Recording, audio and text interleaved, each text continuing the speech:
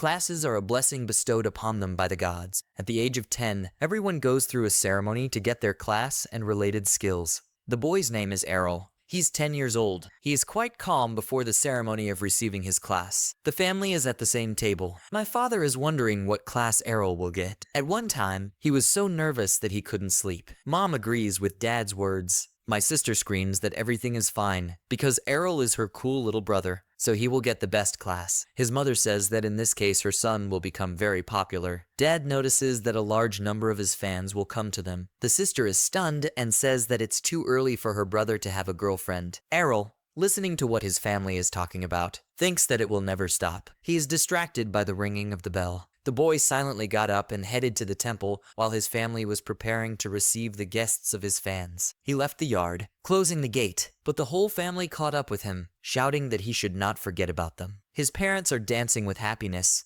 and his little sister calls his brother terrible because she doesn't want to take her older sister with her. Errol indifferently says that he can receive the blessing on his own. By the time they finish discussing, the sun will have set. The sister gets angry, and the brother asks what else he can do. Fano is a rural settlement without a priest. He shows her that there are only rocks and trees around. Walking along, in complete calm, he says that he does not want to miss this ceremony and wait for another year to receive the class. Only once a year, a priest is sent to the temple to conduct a class and skill award ceremony. The priest, standing in front of the girl holding out her hand, informs her that he will now begin the blessing ceremony. 10-year-old children lined up in a row. The man asks you to take a step forward, starting from the right side. The boy nervously responded and approached the priest, who, in turn, touched his forehead with his finger. Looking at the book, the man asks to be allowed to see the boy's destiny. The boy replies that he sees flames, the grinding of metal, and the sound of a hammer. That's all a 10-year-old kid sees. The priest says that his class is a blacksmith. The young man was delighted with this. He ran to his father, shouting that he could work with him. Then his sister came up to his mom, saying that they had the same classes. Errol is watching this. His sister says that all children look like their parents. Pedigree has a very strong effect on classes. The little sister wanted to say that she was sure of getting a certain class, but the priest called the next child. It was Errol's turn. His family is actively encouraging the boy. There is no emotion in his face. As the young man walked towards the priest, a whisper went behind him. One man said that Leon's son had finally gone. His parents have advanced classes. The mother, named Farah, has the Princess of Blades class, and the father Leon has the Magic King class. The son asks the father about why this is all being discussed and why it is important. Dad replies that the advanced classes are excellent compared to the regular classes, where you need to make great efforts to acquire them. While Errol is standing in front of the priest, the man says that both parents received advanced classes at the same time. They are gifted, so their son will be exactly the same. The man, touching the boy's forehead, asks him to close his eyes, saying that the gods will tell him his class. The young man stands with his eyes closed and says that he sees nothing. The priest did not understand his face.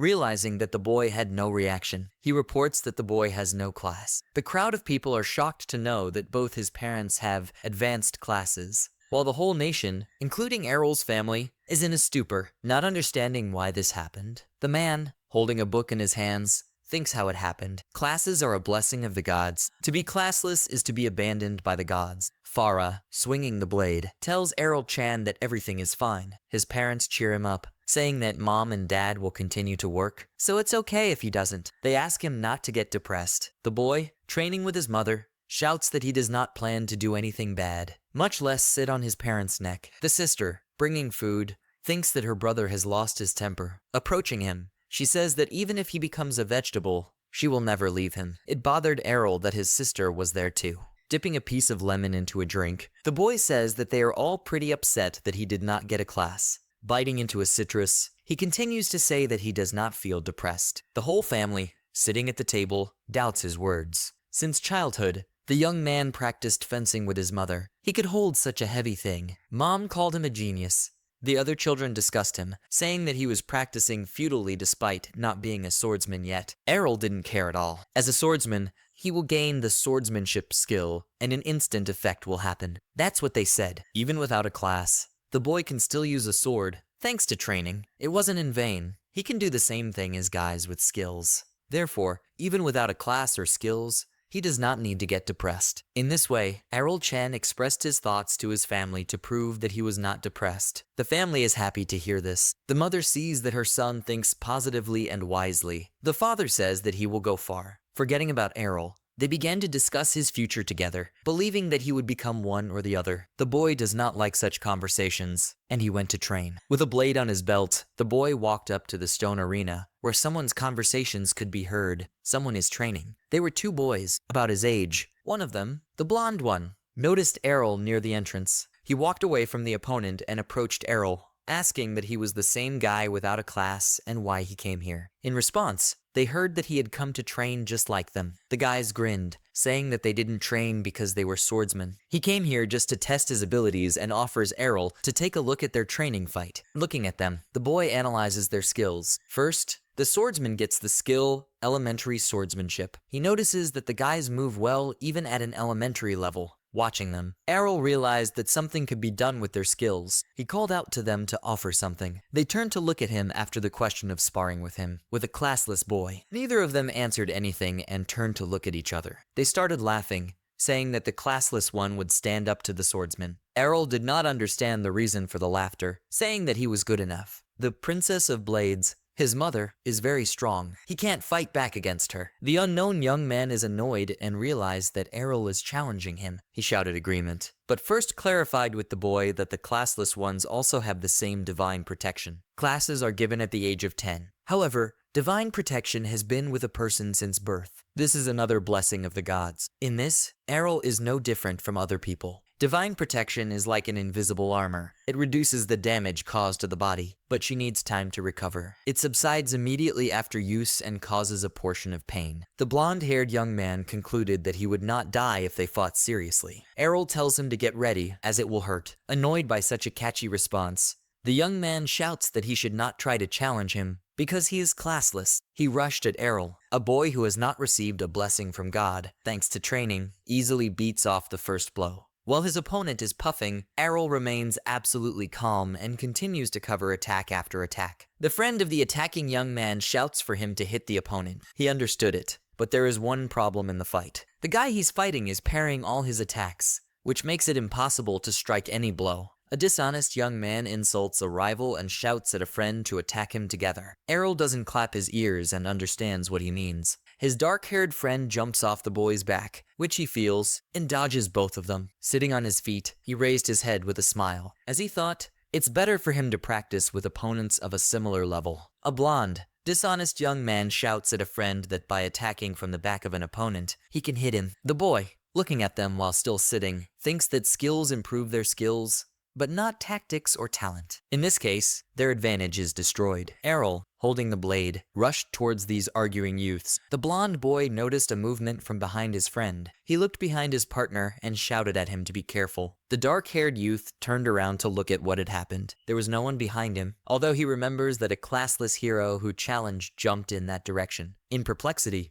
he wanted to ask a blonde friend where their unfit rival had gone. The hilt of a sword flew at his chin, striking with the hilt. The boy dropped his blade. The blonde friend noticed how quickly he approached. While his friend falls lifeless after such a blow, the second opponent sweats and becomes convinced of how strong the classless boy is. He wanted to attack him, insulting him and threatening to cut him into small pieces, but stumbles over a lying friend. The blonde-haired boy stumbled, and for Errol it became a great advantage in battle. He hit him on the back of the head, and the opponent was defeated. Standing over the lying lifeless bodies, the boy, without changing his expression in any way, exhaled. Lowering his blade, Errol tells the guys that he has won. The blonde young man clears his throat and stands up. They both sat down abruptly and shout that he attacked when they weren't ready, so it doesn't count. In addition, they called him a rat. While the guys are fiercely discussing the rematch, another young man quietly approached the training ground. He shouted for them to surrender. 3 guys noticed this voice and stopped talking and turned around. The boy is asked what they really hope that whimpering will work in a real fight. Looking at them, the kid says that they call themselves swordsmen, so let them stop shaming themselves and whining.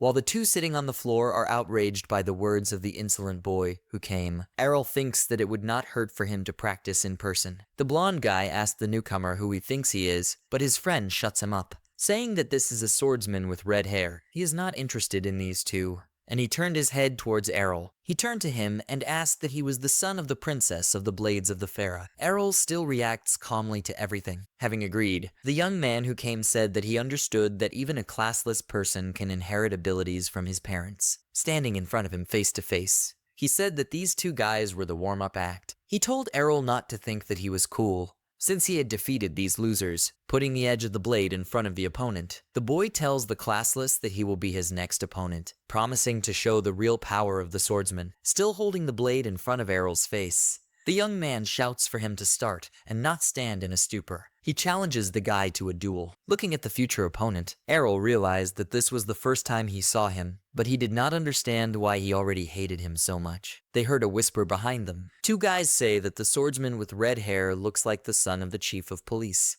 The swordsman turned around and said that they were right. His father is the chief of police. His name is Evans. Errol remembered him. He knows him because he always comes to his mother with various requests for the extermination of monsters. A man, the chief of police, with a beard and short hair. He is muscular and also has a scar on his face running from his lower jaw to his forehead. His skills paired with a sword, as well as his determination and leadership qualities, make Evans very popular. Looking at the opponent, the son of the chief of police, Errol realizes that they do not look alike at all. He is tense, believing that this guy will turn into an old village simpleton like his father. At this moment, the boy praises his father. But the conversation abruptly changed from his father to Errol's mother. His mother is considered the strongest swordsman, which he will never agree with. Errol concluded that this red-haired swordsman was hitting on him solely because of his parents. The opponent shuts him up, shouting that he probably considers himself the strongest. Errol calmly says that his mother is the strongest in the world, although he cannot boast of her leadership abilities.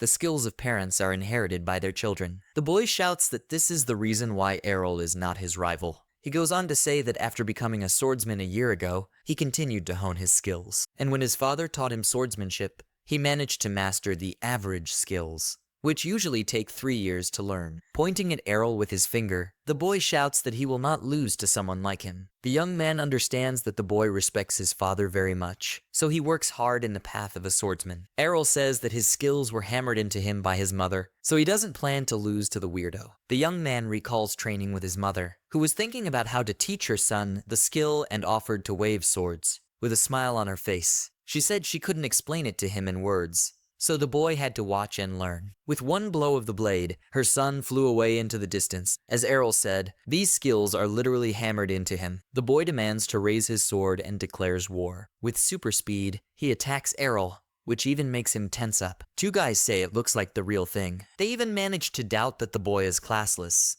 because he can withstand quite strong opponents. Errol is convinced that his opponent is definitely stronger than the guys he fought with when he came to the training ground. He lets his anger get the better of him. If, as classless thinks, he uses the gap between his careless attacks, then we can strike. The boy shouts that the enemy has been caught, and has already pointed the tip of the blade in his direction. The swordsman noticed this, and activated the double slash skill. It looked like he was holding not one sword, but two. Errol noticed that it was a double attack, but it didn't seem to be, because the swordsman only swung once, and then a blow from this skill hits him in the side. The boy was not ready for this, because he had not seen such an attack before. From one blow, he flies off again, but no longer into the distance, but into a concrete wall. It looked very powerful. Looking at the wounded boy, the swordsman says that he was able to restrain his attacks, keeping his distance, but still missed one blow. Clutching his side, Errol asked what kind of attack it was from both sides. The swordsman explained that it was an attacking skill, namely, the skill that deals 2 blows in one swing. It's no wonder that someone without a skill like Errol is not able to reflect it. This guy was able to surprise the young man. He was able to repel the first one. Then the swordsman suggests trying again. Following the agreement, the son of the chief of police warns Errol that he will beat all this bragging out of him. A simple house, a sunny morning.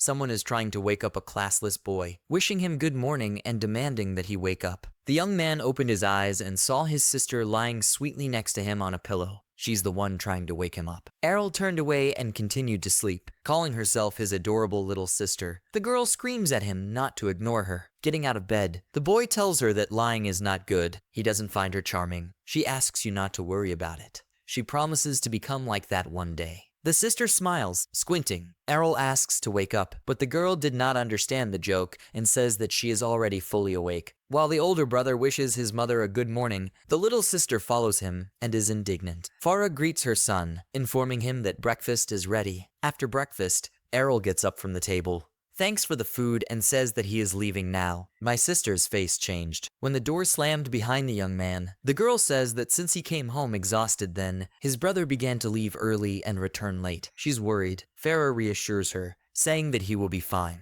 Mom says it reminds her of something, but she remembered that she didn't show it to her daughter. They went to the closet, and Farah sat down next to a drawer on the floor. The girl looked inside and saw the worn-out swords. Mom said these are the blades that Errol Chan has been using since that day. My sister was surprised that this was a very large amount. The mother assumed that the son was fighting with a child of his age from a neighboring yard, and, apparently, this strongly motivated him. The girl thought that from that moment on, Errol continues to train with a sword. She exhales, saying that instead of despondency, the boy is more energetic than ever. Farah nods in response. My sister asked where my father was. He sleeps like Errol all the time. The son is very similar to his father, but for his sister, he is the complete opposite. A deserted road and isolated houses. Nearby, there is a thicket of forest, in which the boy tries to learn new techniques. He stands with the blade in his hands, thinking about a double slash. He lost because he couldn't handle this skill. One swing and 2 punches. It's just magic, as the guy thinks, but it's a swordsman's skill. In the time it takes for 1 hit, you do 2. When you increase your physical abilities,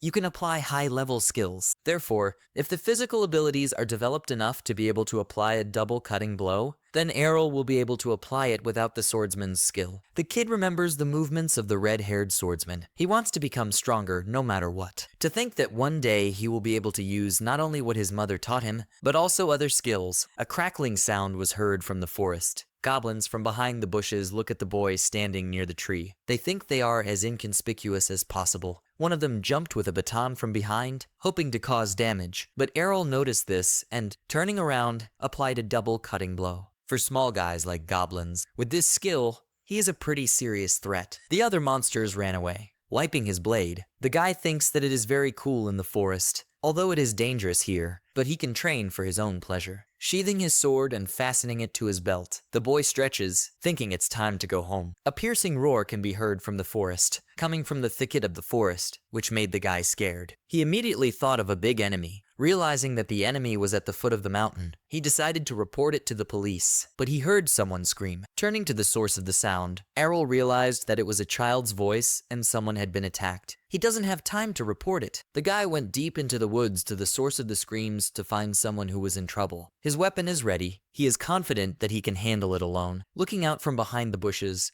Errol saw the guy he was fighting with in training. He was all bruised up. The young man wondered about his enemy. Hiding behind a piece, he noticed a goblin that was bigger than him. It was a hobgoblin. You can fly away from one of his blows. Looking at the guy pinned against a tree, Errol thinks that with his skills, training alone is much more effective, but something happened. Noticing the sword marks on the tree, the young man remembered the guy's words that he was honing his sword skills. He also trains in the woods and is completely unguarded. The hobgoblin, his strength is huge, but he moves quite slowly. The boy is lucky that the bully has his back to him. This creature approached the exhausted boy. Errol is going to destroy him before he strikes again. Holding out his blade in front of the goblin, the guy shouts not to approach, but it's useless. He can't move and run away. Right in front of his eyes, the creature had already swung a club, but something happened. 2 quick punches to the bully's neck. The wounded guy is standing with his sword outstretched when a hobgoblin crashed to the ground in front of him. Errol, standing with a blade in his hand, says it was easier than he expected. Looking at the guy by the tree, he greeted with a gesture. The wounded young man falls from impotence. Errol caught him. Noticing that his divine protection had been breached, she needs to be restored as soon as possible. The boy who defeated the goblin asks about the holy water of the guy, but he broke it during the attack of the monster. He took a broken bottle out of his pocket. Errol took his holy water out of his pocket and handed it to the wounded guy. He drank it quickly and recovered before his eyes. After recovering, the guy grabbed the savior by the shoulders, asking what kind of attack it was. Errol replied that it was a double slash, but the latter did not believe him, shouting that the young man should not pretend to be a fool. The swordsman shouts that this skill is difficult to learn, but it is impossible if you train as usual. While the guy is holding the savior by the shoulders, he says that he trained a lot more than usual to hit like that. The rescued guy doesn't understand, because it's easy to say, but to put it into practice. Then Errol explained that he hates losing, even more than it seems at first glance. Therefore, in order to win for sure at their next meeting, he set himself such a goal and achieved it today. Although he seriously thought that their meeting would happen a little differently, having fully recovered, the guy shouts that he understood everything. Picking up his defense, he says that the rematch will begin right now. Errol asks him to take his time. They can spend it whenever they want. Looking into the eyes, the swordsman says that he owes a great debt to the savior. Even if he shared the holy water with him, he asks to be allowed to pay the bills.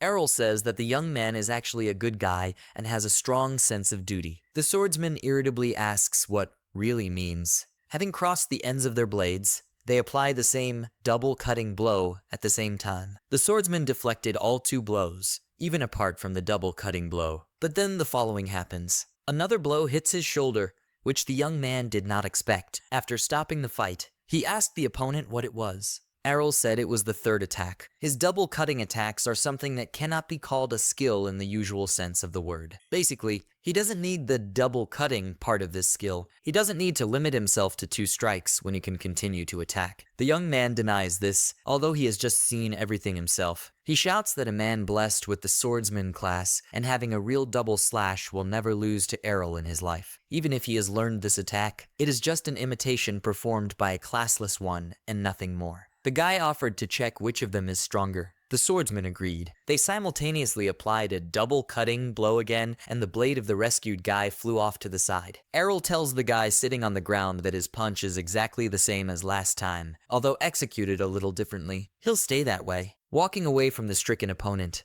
who is curled up on the ground, the young man leaves with the words that he won this rematch. The young man returned home. At the table, Farah tells Leon that Evan-san's child has gone to Brescia. It turns out that the swordsman is only 1 year older than Errol. The young man asked his mother about this city. She explained that this city is for swordsmen. It takes a week to get there. My sister screams that my mother used to work in this city. Farah, with a smile on her face, says that before she got married, she joined the guild and waved a sword every day. My mother honed her swordsmanship skills with her comrades every day. It was a great time for her. But after clinking glasses with her husband, she says that it's much more beautiful now. The boy, silently looking at them, thought about the city of swordsman Brescia. He thought about going there. The cart rolls along the road along the boulders built by the wall. The driver informs the guests that they have almost reached the next stop. As soon as they pass through the gate in front, they will find themselves in the territory of the city of swordsman Brescia. The shaggy guy is glad that they are getting closer. The girl sitting next to him was surprised that he was heading the same way. A conversation ensued between them, where the man found out that the girl was wielding a sword. She said that the main thing was her class, no matter if she was a man or a woman. Putting her hand on her chest, she proudly and bragging says that her class is of the highest level. The girl is a robber. The man says he is a gladiator. The robber noticed that his class was also top level, but the shaggy guy looked upset. He screams that he hates being on the same level as a woman like her. She just looked at him accusingly. The driver, addressing the guests, says that it is wonderful. Since their classes are perfect, they could show their strength, drawing their attention to the orcs. The man asks them to demonstrate their skills on them. These monsters blocked the road. The man and the woman became quiet for a moment. The shaggy guy shouts that it will take an entire group to destroy this group of orcs. One of the goblins is huge. People don't even know this species. In the hands of the creature is a weapon, a mace. The father of one child turned to the swordsman, begging to save them, or at least the children. He barked at her not to joke with him. He shouts that his own health is his priority. He believes that if he stays here, he will definitely die. The man jumped off the cart and ran. The girl with the class robber also decided to escape, wanting to save her life. While the driver is thinking about leaving, a guy in a hood walked ahead of him. The man called out to him, saying that he needed to run in the other direction. But suddenly he noticed that the guy was next to him, and now in the middle of this pile of enemies. The man stopped the cart. All the guests are watching this boy's fight. The driver notices that the guy is quite strong. The father of the child said that he did not notice how this guy left. The driver watches the skills of this young man with a smile. The hooded boy is very fast, but now he is surrounded by a whole crowd of enemies with weapons. The driver is interested in his plan of action. These bloodthirsty monsters are approaching the guy from all sides. He's standing there waiting for something. When he was approached, he made a sharp turn away from the enemies deftly parrying between the blows of the enemies. With just one leap, the guy pushed off from several opponents and jumped on the goblin's head. The guests with the driver are surprised by this. The boy sitting in the cart says that the guy in the hood looks like he's dancing. The man says that the young man, dancing, dodged all the attacks and at the same time continued to swing his sword. But this blade dance can only be learned from the Princess of Blades. That guy in the hood was Errol. The last enemy left is a huge orc with a mace. The boy was not afraid to attack, dodging his attacks. With a single leap, he flew towards his last opponent. Jumping on the neck, he pierced the orc's head with his blade. Everyone in the carriage was extremely happy that the guy had defeated the orcs. The driver can't believe his eyes. Errol approached the man and asked him to move to the next wagon. The driver called him very strong and asked what the boy's class was. Sitting in the cart, Errol says that he has no class. The man does not understand why he hides his class and assumes that he has the strongest one. 5 years ago, Mom saw that her son had just used a double slash. Farah thinks it's a dream. She has not yet accepted the fact that her Errol-chan is classless. Mom started crying, calling herself cruel. The young man calmed her down, saying that this was not a dream and he really used this blow. It took him a while, but now he can repeat it using his own strength. He wants to do the same with other skills. So the guy asks his mother to show all the other skills that she knows. Farah stared at him in silence. Errol-chan was waiting for an answer from his stunned mother. After a long time without answering, he tensed up and began waving his hand in front of her eyes. Farah is so happy that she screams for everyone to listen. She calls her son Errol-chan a real genius. He just asks to show him these skills. Currently, the young man is sitting in the cart, thinking about something, but the driver calls him, informing him that they have arrived from Brescia. Looking at the city, the boy notices that there are a lot of swordsmen in it. The man notices that these are not just swordsmen. Then the young man asked what was wrong with this driver. The man laughed, saying that he was just a cab driver. When the orcs appeared, he was very calm. Although there were a lot of them, the man exhaled, saying it wasn't his. It's not his place to be something like clerks in court. It would be necessary to keep so many formalities in mind. With a smile, he says that being a cab driver is more interesting. He can meet interesting people like a boy, so he won't stay here. Surprised, Errol looks after the man, who asks him to give his all. The boy thought about the upper class, holy knight, or something similar that can be used in the judicial service. While the boy was thinking about this, a girl crept up behind him. She was slowly approaching his back, almost touching his shoulder.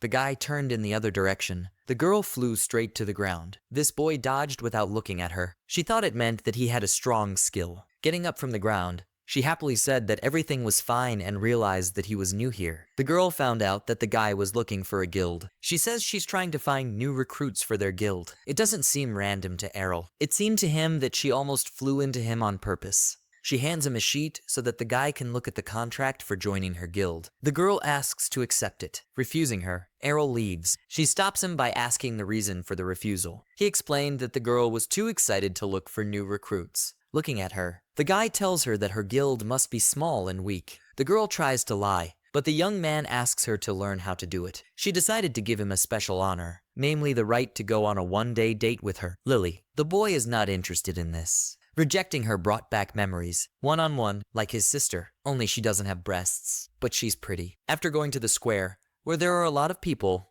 Errol assumed that there is a large selection of guilds here. He wants to find a strong and popular one. Looking at his letter, the man sees that the boy is a classless person. This does not please him. He is kicked out of one and the other guilds, saying that they do not play games here. People didn't even let me show my skills. Sitting in the square, he believes that he is in a difficult position. He was turned away after only looking at his application. Farah, having learned that her son was heading to Brescia, decided to write a letter of recommendation that could help. Errol thought that his mother cared too much about him, but she must have assumed that something like this would happen. He had already decided to go look for the guild she was in. The Lily appeared behind him. She noticed that the boy still hadn't decided who to join. The guy notices that the girl has not stopped torturing him yet. Following him, she honestly tells him that they are short of recruits. Their guild is on the verge of extinction. The guy refuses, but the girl begs to help them. Looking around the street, the young man remembers where his mother used to live. The girl asks to take a look at their guild. She points to a huge building. Errol, looking towards their guild, noticed that the building was quite large. Lilia says that the guild used to be very famous. He asked why they were so short of recruits and suggested that they had an abandoned guild. Lilia does not deny it. She explains this by saying that their past star has gone and they have become the weakest guild. The guy remembers his mother's words. The name of their guild comes from the master's skill of paired swords, Dragon Strike. It's like a dragon bite. The girl, clenching her fist, says that she is taking an oath. They will definitely return to the top where they once were, and shout that Dragon Fang is invincible. Errol remembered that this was the guild his mother had mentioned. Lilia is giving a tour of the building. They heard the bottle banging on the table. The drunk man noticed the newcomer. He was very drunk. The guy noticed that Lilia's father did not have a right hand. The man shouts at the newcomer to forget about this guild. The girl explained to the boy that her father was a master of paired swords. He used to be a famous swordsman, but after losing his arm, he started drinking. She will understand that after that he will not want to join them. Errol said the opposite. He agrees. The girl is happy and decided to hurry up to fill out the application. The guy agreed, because they won't take him anywhere anyway. Sitting on the sofas, Lilia reads the statement. When she saw that he was classless, she considered it an unfunny joke. The guy holds out his profession certificate. The girl stood up and silently reached for one of the blades hanging on the wall to their side. The young man was watching her, standing in front of Errol. With a fierce look, Lilia tells him to withdraw his statement if he does not want to die. She screams that the people who are being followed to join the guilds are either swordsmen or knights. As a last resort, the boy must have some kind of class related to the swordsman, otherwise he will be useless.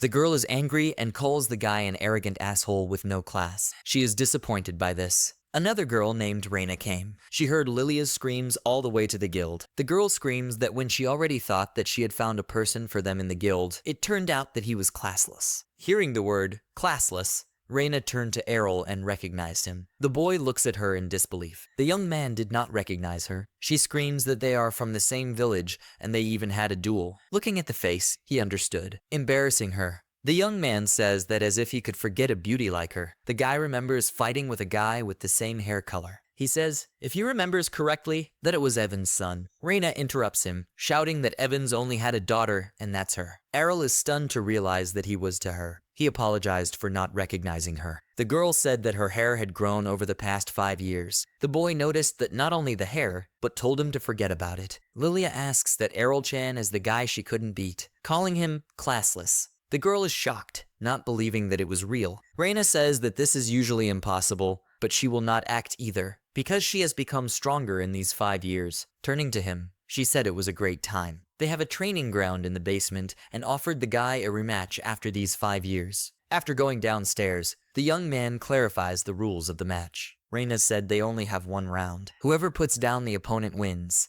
Lilia whispered to her friend that she was really going to fight against a classless guy like him. Reina said it was true. This guy is quite strong and serious. The girl does not intend to lose this time. Lilia, as the judge, stands on top and shouts for the swordsman to get ready first, then gave the signal for the start of the battle. They reapply this double slash skill. The guy notices that the skill is the same as it was 5 years ago. Several blows landed on his shoulders. Reina said his defenses were breached. She put her sword point down. The weapon stuck into the concrete floor. She said she was much stronger than she was 5 years ago. The guy noticed that her sword was heavy. Reina, taking out her weapon, reports that the sword is 5 times heavier than usual, so it is not so easy to defend against it. With superhuman strength and the heavy swordsman's skill, the girl promises to put it down with ease using her might. Continuing the battle, Errol noticed that she had the highest class of heavy swordsman. She worked hard too. The sword is so heavy, but the girl waves it like an ordinary one. At this rate, he would definitely retreat and eventually lose.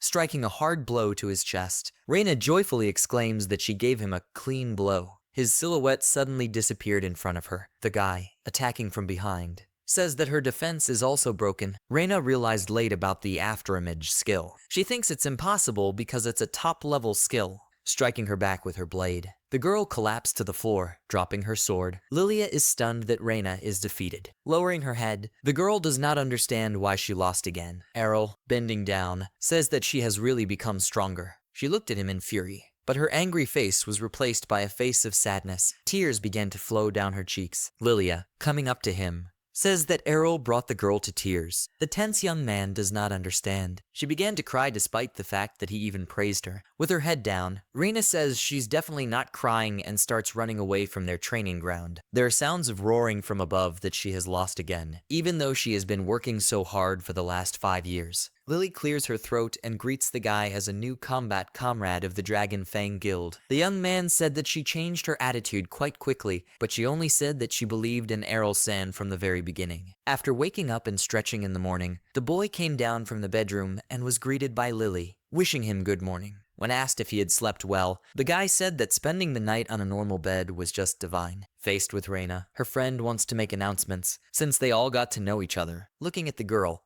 the young man sees that she is still worried about yesterday's loss. Lilia says that since there are now 3 people in the guild, this is enough to participate in competitions between guilds. She announces that she will join the impending guild war next week. When asked about the guild wars, Lilia explained that it would be a one-on-one duel until there was only one winner left, and the guild that has no fighters left loses.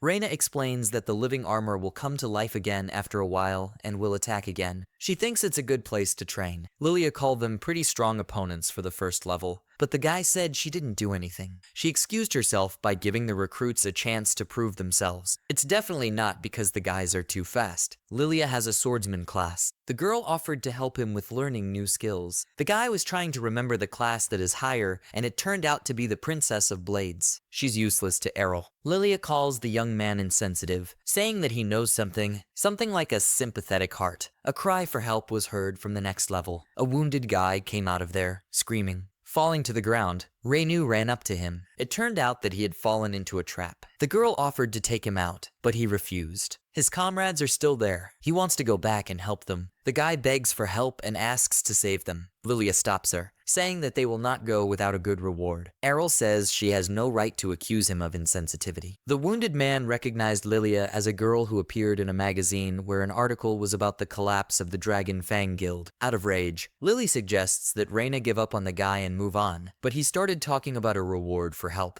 He shows a bag of money, and Lilia greedily agrees. Errol-san begins to suspect the guy of something wrong because there is too much blood. The girl says that this happens if the divine protection is removed. Her father had the same thing. Reina says that newbie incidents are often talked about. Not everyone is made of steel like Errol-san. It seemed to him that he was being praised. While the fighter leads them to his comrades, Lily is happy that they have earned some money and suggests thinking like a job. Looking at the guy's bloody footprints, Errol suggests that perhaps most swordsmen cannot fight without protection. However, due to the fact that he has had sophisticated training, he knows this condition very well. Such blood loss is life-threatening. When Errol lost so much blood, he couldn't stand on his feet, let alone walk without holy water. The boy finds these injuries very strange and thinks they are being lured into a trap. In this case, it will be much more interesting than just fighting with live armor. The wounded man led them to the entrance to the secret room. Having activated a certain brick, a hidden door opens in front of them. Reina was about to go, but he was stopped by Errol-san, who told the guy to go into the room first. There are no comrades in the room and no enemies in sight either. Lily noticed something on the ground. Reina saw the blood, and her friend saw the orphan money. While Reina thinks that she doesn't understand something in this life, Lilia went to pick up a coin near a pool of blood. A displacement portal was activated below them. No one can move their feet. Errol is still calm while the girls are panicking. The guy at the wall apologized for that, but for him, a job is a job. Looking at the ground, the surface began to disappear. He shouts angrily that he was being laughed at. The whole room is moving because of magic. Everyone landed in a wide, open place. There is no way out anywhere. Reina says she has never seen such a room. The girl concluded that this room is deeper than the 14th floor. Lily is upset that the money has disappeared. A guy is sitting not far from them, swaying nervously, asking why he moved with their group. While Lily wanted to find out more about the job that the guy was assigned, Reina and Errol noticed a pillar of light. He received an order to bring them to this room. There is a summoning circle in this place, from which they will not be able to return alive. Naturally, you can guess where it leads. The guy says it's probably the lowest floor. What has just appeared is a rainbow-colored armor that has the highest class, the Lord of Swords. When Lilia panicked because of the fear of death and the desire to meet her betrothed, Errol pushed her down. The air vapor passed over them like a blade. The girls were enveloped in a pillar of dust. They did not understand what had happened. Above the guy sitting to the side, Reina and Lilia saw the mark of a sword. This is a sword lord skill called Divine Soaring Strike. This is a technique that sends an attack in flight directly at a person. The Lord of Swords can reach any part of this room. Errol shouted that it was coming, but the Lord of Swords attacked only the guy, flying past the girls. This creature slammed the guy into the wall. He had practiced the hardness skill for a reason, reduction of divine protection, even less than he had expected. Throwing it aside, the young man said that this was the supreme skill of divine maneuvering. Using it, you can get to any point of the room.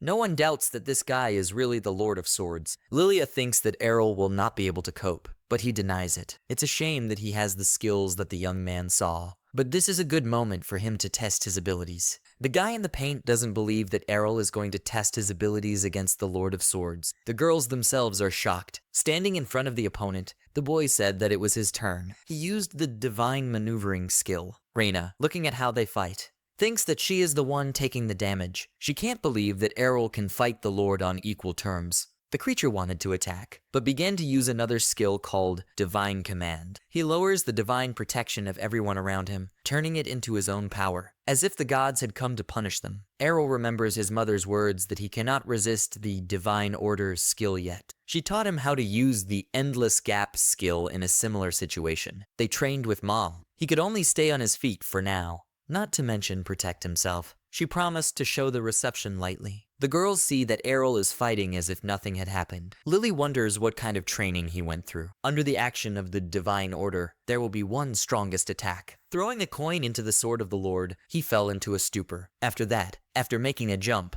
Errol uses a special skill called Endless Breakthrough. In one swing, the guy chopped the Lord of Swords into small pieces, causing him to collapse like a broken glass. Reina came over and asked about the source of knowledge about the Lord of Swords. Lily is also interested in knowing about it. The young man confessed that his mother was actually the Lord of Swords. She said she was taller than the Princess of Blades. Lily thinks it's a joke because even her father didn't know that. Farah changed classes before leaving town. Reina wonders why the Princess of Blades would move to the village. The guy replied that Mom hates being a black sheep. The girl, if she knew that Errol was the son of the Lord of Swords, she would not even ask for his duel. The guy thought it was right to keep a secret. The duel with Reina was very important to him. Lily suggested finding a way out. There is always a summoning circle in the room that appears after defeating enemies. Reina saw the summoning circle. The young man thought that they could get out. Lily asked him to take his time, but the guy was already standing inside the circle. The girl is surprised that Reina is so calm. She replied that she and Errol would be safe anywhere. Lilia doesn't like it all. She called Baldy along with them. The guy angrily shouted that his name was Dill. He thought they would leave him here. Lily said that they still hadn't punished him.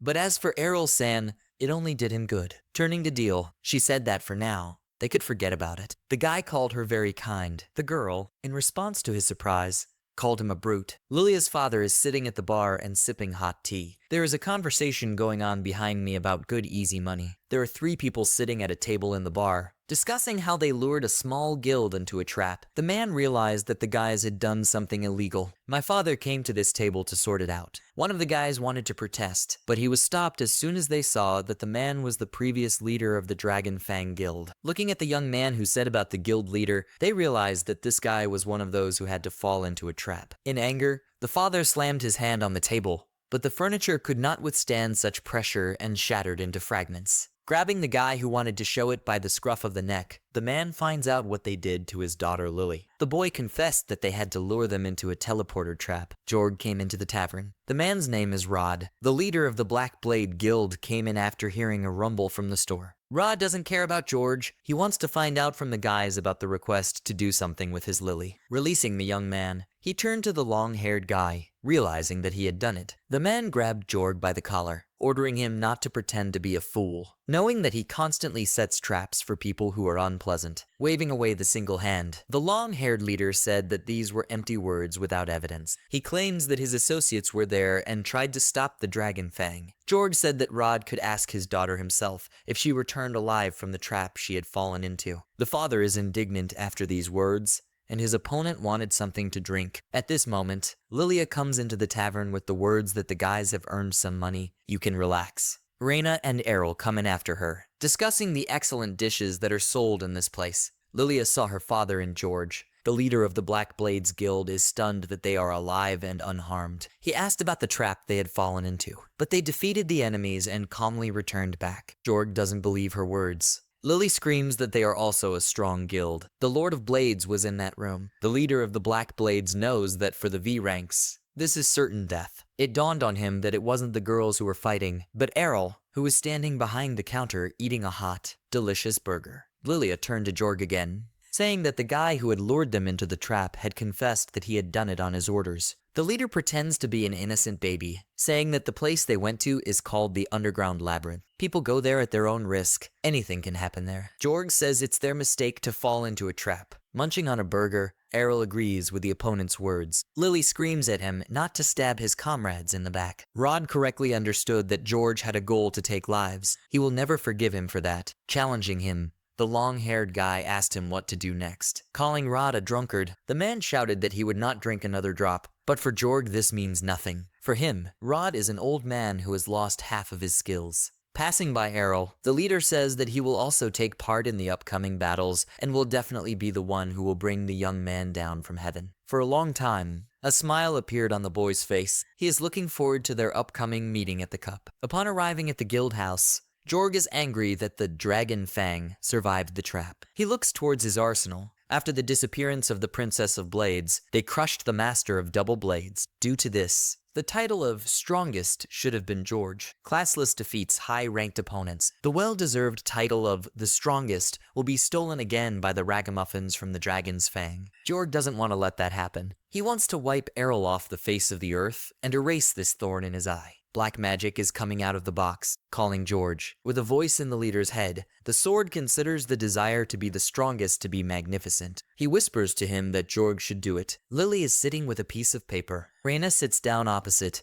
thinking that the debts are being closed. But this is a list of groups for pre-selection. Errol and Lily are in the same group. The boy is surprised that the cup has a selection. Reyna explained that there are a lot of applicants. The winner of the selection group will go on. For Lilia, this is the finish line, and her friend is in another group. Reyna is sure that this year she will definitely pass the qualifying stage. The young man said that she would please her dad with this. The girl happily agreed with him, but then she embarrassedly shouted that she called him father, not dad. Getting up from the couch, Lily says her chances are slim, but she didn't give up. The girl suggested going down into the maze again. Rod, hearing that they would go to that place again, asked them to be more careful and take his words more seriously. No one knows what else Georg is up to. Her father says that Lilia was worried about him all the time. He believes that he has no moral right to behave like a worried father. He says it's time to stop suffering nonsense and return as a swordsman. Errol is glad about it. The presenter says that this moment has come again. The pre-selection for the Holy Sword Cup begins. Lilia is upset that she could not get out of the qualifying group. Anyway, it was Errol's turn to fight the one Lily lost to. The opponent uses unusual skills. Although the young man had seen most of the skills in the dungeon, there were skills that were not related to swordsmen.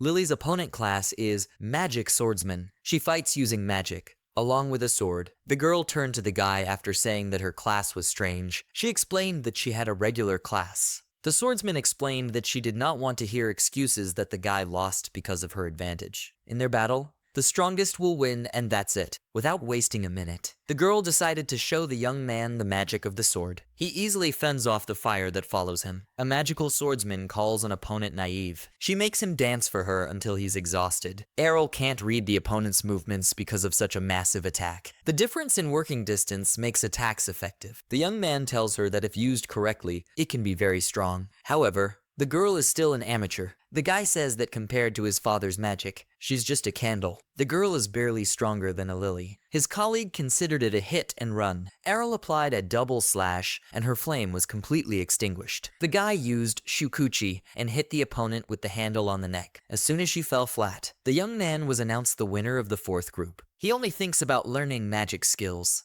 Lily, hovering over her father, tells them to go to the last qualifying round together. Rod replies that his daughter should go by herself. She tries to pull him off the couch, saying that there will be places for them since they are from the same guild. Then the girl assumed that her father was afraid of George, but he irritably shouted that this would not happen. Rod is upset. Yesterday, when he was holding the sword, he realized that he had lost his skills so much that it would be problematic for him to win the Holy Sword Cup. Lowering his head, he asked his daughter how he could watch the tournament in such a state. Rod expects sympathy. Lilia does not feel sorry for him, reminding him of the feelings of the people who passed before the final selection. Her father would go with her, and there would be no buts. She pulls on his sleeve, telling him that he doesn't want to watch the tournament, but wanted to sneak in later. In other words, Lily says that her father likes to watch his teammates get stronger every time. This time, Reina, whom Rod was looking after, is finally participating in the final part. Errol will be there too. The father told the smiling daughter that she was just like her mother, but the girl did not understand one thing. Whether it's good or bad, the crowd is waiting for the final part of the tournament. Reina is sitting in the room, who is clearly worried about the battle. Errol came up to her,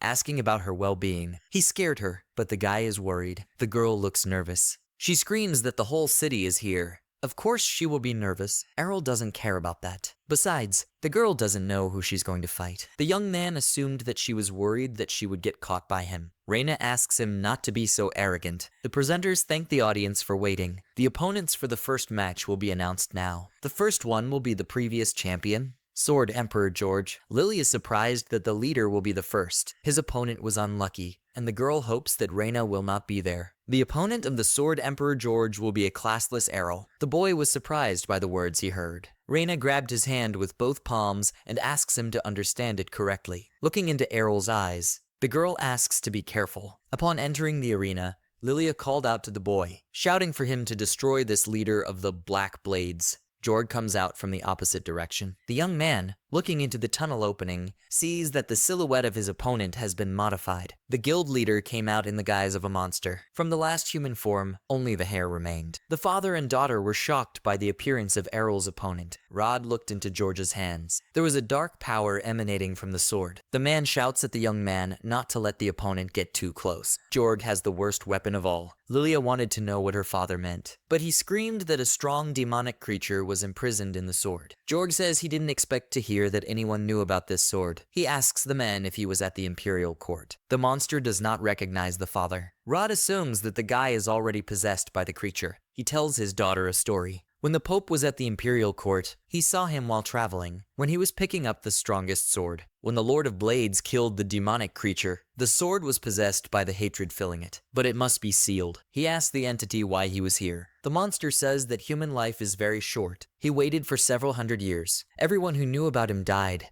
and the truth became a legend. Fear and horror are forgotten. Jorg was looking for strength and tried to subdue him. The monster's name is Dulgelda, and now it's time to enjoy yourself after waiting so long. Reina ran out of the room when she heard that name. The boy doesn't know him, but the girl screams that they studied him in history lessons. He is a demonic being summoned by an evil god a long time ago. It turned out that the legends do not lie. The crowd is at a loss. They realize that Dulgelda was the demon from the legends who had crushed countless cities alone. People are fleeing the arena in a panic. This creature enjoys these voices. He enjoys listening to the screams of horror and despair. However, after centuries of boredom, this is not enough for him. Striking the ground with the sword, a magic circle was formed, around which the floor began to shatter. While the father and daughter were trying to figure out why this was done, people asked them to let them out of here as soon as possible. The barrier at the exit. No one will be able to leave this area. Lilia is terrified that a demonic creature could do something like that. Dulgelda enjoys it. For him, making people run in terror is the best thing in the world. The boy got into position. The monster was surprised that there was someone who pointed a sword in his direction. Even after seeing his magic, Errol is not afraid. He points his sword at the creature because he is confident that he can win it in battle. He was defeated by the last Lord of Blades, so the monster is invulnerable. But if the guy was a lord, then he would have a chance. Based on the memories of George's body, there is no Lord of Blades in this world. Dulgelda, licking his lips, said that everyone here seemed to be classless. It's hard for Rod to say this, but the monster is right. Lilia wanted to tell him something that she had forgotten to tell him earlier. The joke is that Errol defeated the Lord of Blades and his mother is this highest class. The guy, looking at his opponent, indicates that he made a mistake twice. The first mistake is that there is a Lord of Blades in the world, and Dulgelda's second mistake is that even if Errol is not him, it will not prevent him from defeating the monster. The creature is stunned because the boy used the Divine Leap. This guy just used the skill of the Lord of Blades. Approaching the opponent, the young man used the Endless Gap skill. The arena was filled with explosions, as if from fireworks. Dulgelda cannot defend herself, because the young man attacks from all sides, without stopping using the skills of the Lord of Swords. The monster could not have thought that the boy was the Lord of Swords, but he completely denies these incorrect arguments. Throwing the monster back with one blow, Errol says that he is just an experienced classless guy. Dulgelda landed on the arena with a crash. From such a fall, the concrete slabs around the monster crumbled. The crowd that couldn't escape to a safe place thinks that the boy defeated the demonic creature. The powerless Dulgelda cannot accept defeat and wants to escape from here, but he must escape from Errol and regain his strength. In order to do this, he needs to subdue someone else. Sensing the aura of the crowd, the demonic creature realizes that there is no one here who would be strong enough to help escape from the guy. Suddenly, it turned out not to be. There is another one. The creature has one last chance. If he can use all his remaining strength against the guy. Lilia talks to Reyna, glad that the guys are safe. Errol heard a crash behind him. Seeing the blade flying towards them like lightning, the guy shouted that the sword was coming and, grabbing Reyna, jumped to the side. The demonic weapon flew towards the father and daughter. Rod was covering Lily to protect her from the sword. A powerful explosion occurred, which broke the structure of the arena. The blade flew to the place where Lilia and her dad were. The guys ran to check on them, asking if the girl was okay. Lily screams back that her father protected her, but something happened. Rod, holding a demonic blade in his hands,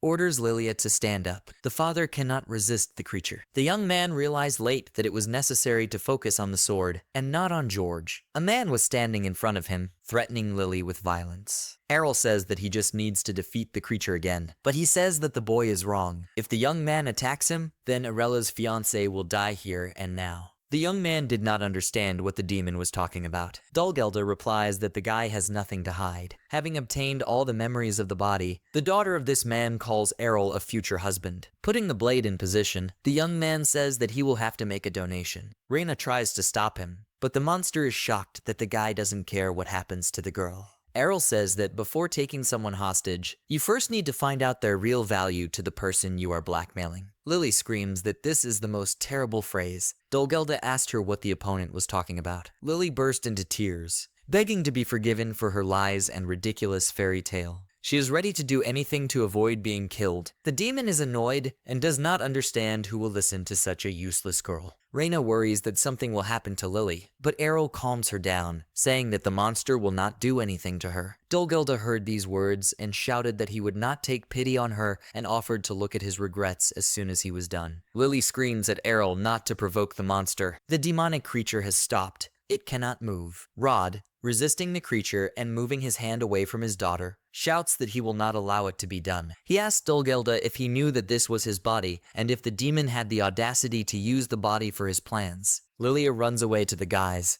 and Reyna noticed that the old man began to move strangely. She's wondering what's going on. Errol said that when George was subdued, he began to look like a magical creature. Compared to this, the man's skin color has changed slightly. The boy realized that his father must be resisting inside his own body. Lily is happy that her dad is stronger than George. Dulgelda asks why the old man won't let him in. He feels that the body needs strength to regain its former glory. If it had happened earlier, then perhaps Rod would have agreed with the monster. But this guy made the man realize that he still had a hand. This means that Rod can still hold a sword. Even if he doesn't have the skills, he can work harder to overcome it. And if he doesn't have an arm, a man can still fight the way he wants. Rod wants to regain his former strength, and that's possible if he works his ass off. Therefore, he does not need a useless piece of garbage, like a sword with a sharpened demonic essence inside. Lilia's father, having overcome the monster, threw the blade towards Errol. This is a comfortable position for a boy. With his blade, he cuts the demonic weapon into small pieces to banish the creature from this world forever. After numerous slashing blows, only dust remained from the cursed blade, which scattered to the sides.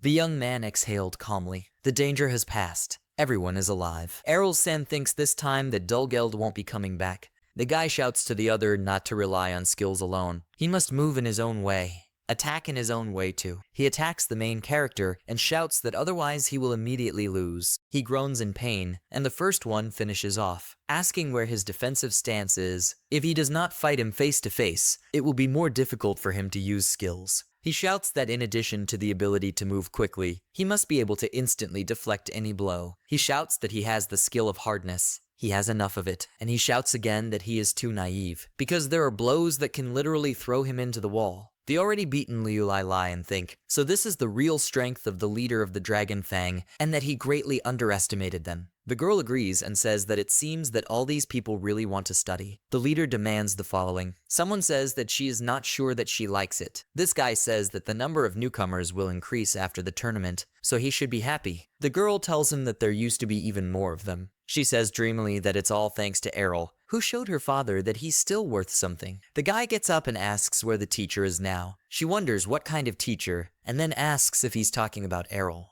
She indignantly asks him if he is not older, why he calls him a teacher. He admiringly says that he owes him his life. He happily tells everyone that after everyone saw the teacher at the tournament, a lot of people wanted to join them. They all want to see him as soon as possible. The girl begins to tense up. Then she cries out in tears why he left her alone, even after he promised her a wedding. That guy looks at her in surprise. The cart rides with the hero, who looks around and thinks it's getting colder. The cartman asks his dear client if he is really doing well. He turns around and says that for the winner of the Holy Sword Cup to leave the city like this has never happened before. Errol replies that, even so, there is nothing else to do in that place. He agrees and says it's true. Everyone comes here for this tournament. He wonders what to do in the village where he was born. Does he have any business there? Is it not a quiet village? Errol replies that this is not the case. On the contrary, he has one goal in this village. He asks what it could be. He thoughtfully replies that perhaps now he can defeat his mother. After thinking about it, he tells the guy that he says interesting things, because every mother is strong. The guy replies that he's not joking. In a village surrounded by mountains and various vegetation, a girl picks a flower, sniffs it, and says what a pleasant fragrance.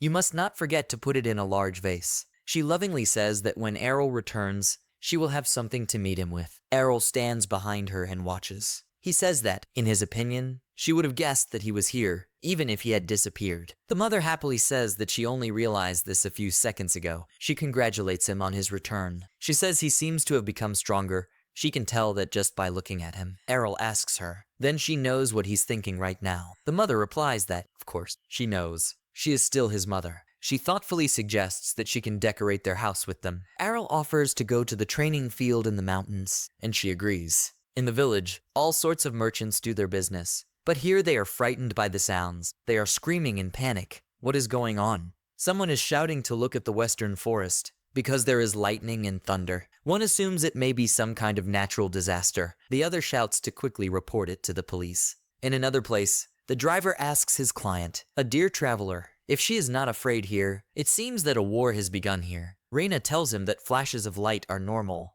Just classless having fun. She says that if he is worried, then she will get off and walk by herself. Reina arrives at a house, knocks, and then the door opens. A little girl asks her if she can help her. She is surprised that a small child came out. She asks if someone named Errol lives here. The little girl frowns, looks at her forms, and then slams the door, saying that she does not understand cow language, thereby surprising and outraging Reina. She is still standing thoughtfully in front of the door, and Errol and his mother come up from behind. The mother is happy. Is it really Arella's friend? Then the door opens, and a little girl rushes to them and congratulates her brother and mother on their return. Reina doesn't understand what kind of child this is. Mila is in Errol's arms. He represents her. Mila asks him how his battle with Mom is going. The mother happily announces that she has lost after all, and that Errol is so resilient. Errol thinks that there was a competition for who has more stamina. That's not how he wanted to win. His mother says he seems to have learned a lot in the City of Swords. She asks me to tell her everything about what happened there. The mother calls Mila to her and asks her to hug her mother too. Errol lets Mila go. The mother adds, asking to tell everything, but without talking about swords. Errol doesn't understand. He has nothing else to talk about.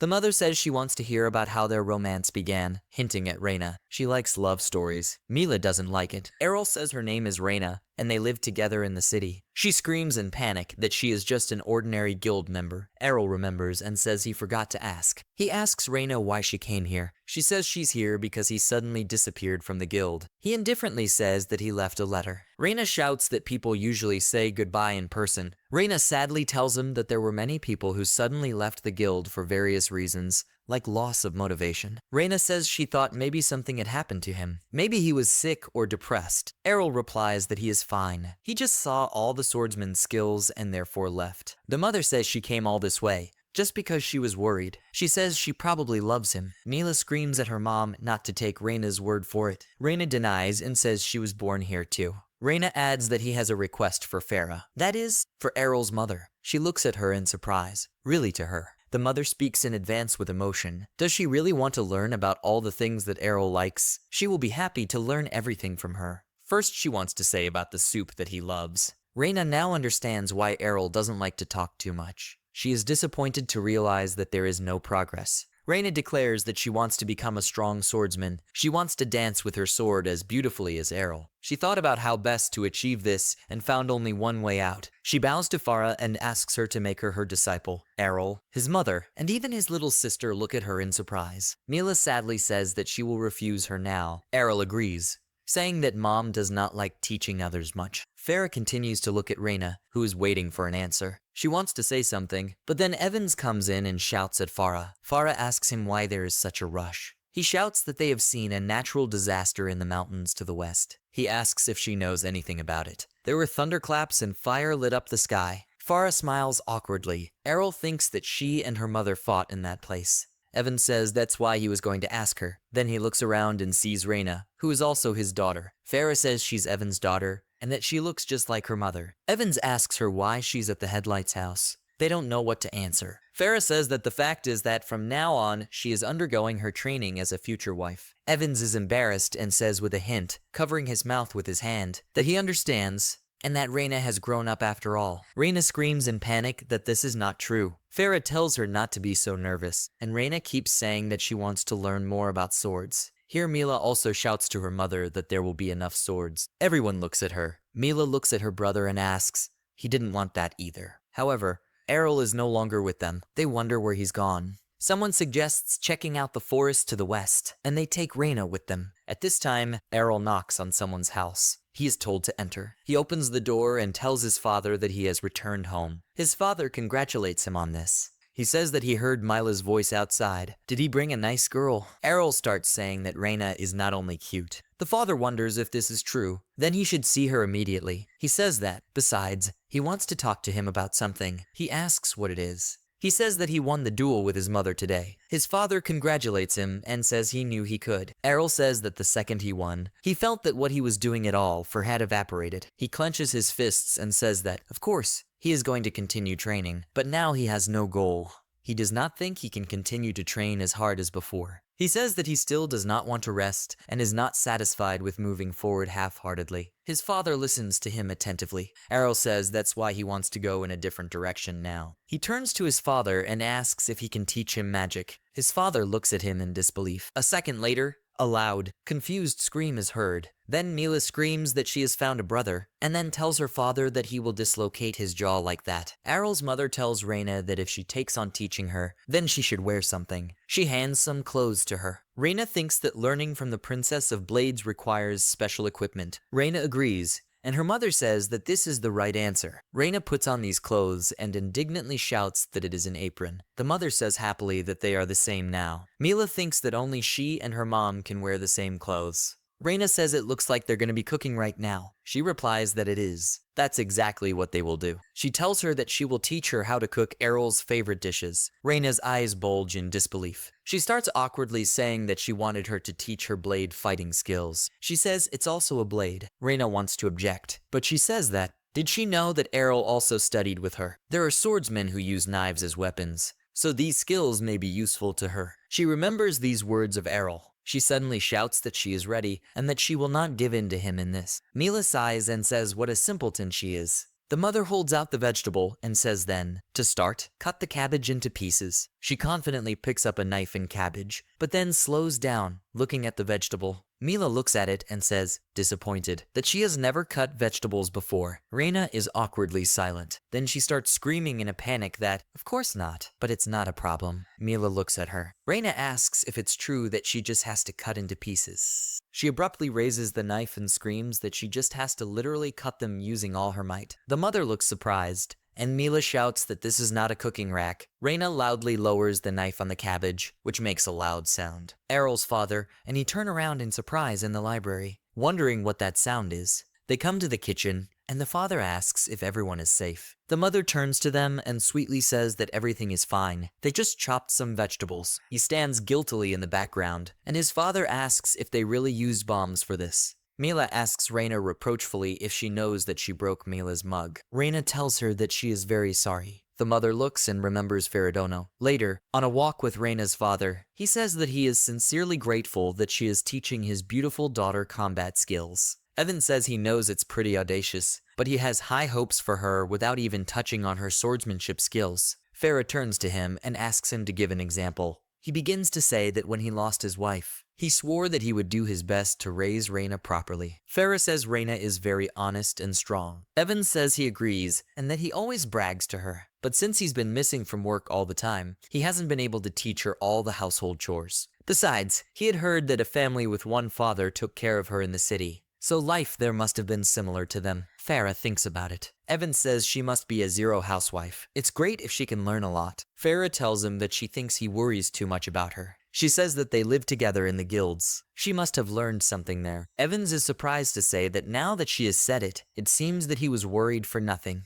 Returning to household chores, Farah tells Reina that she sees the need to teach her household chores from scratch. She resists and says that just the skills of a swordsman will be more than enough for her. Farah says sternly that no, that won't do. Farah tells her that if she wants to learn the strongest swordsman skills, she must first get her body and mind in perfect condition. She must be able to do the simplest things in her daily life. She sadly agrees. Farah says that, therefore, from now on she will live and study here. The father in the background is crazy and tells his wife that she seems to have fun. Errol just wonders if he's going to live with Reina again, and Mila is horrified by such news. Mila screams and cries to her mom, asking only not Reina. After a while, the father and Errol himself exhale, saying that the kitchen has been restored. My father says he wanted to update it anyway, so the chance came. They go with their son with tools. Errol asks his father if he could fix it with magic. Then why did he do it manually? My father says that in general his wife said that she likes it when it smells like sawdust. Errol says he remembers and asks what's the point. His father is surprised by his reaction. He asks his son if he really wanted to see some magic besides the one described in the books. Errol admits it. His father had already told him this, but in his opinion, it was better for Errol to give up on magic. People usually do not have any magical power.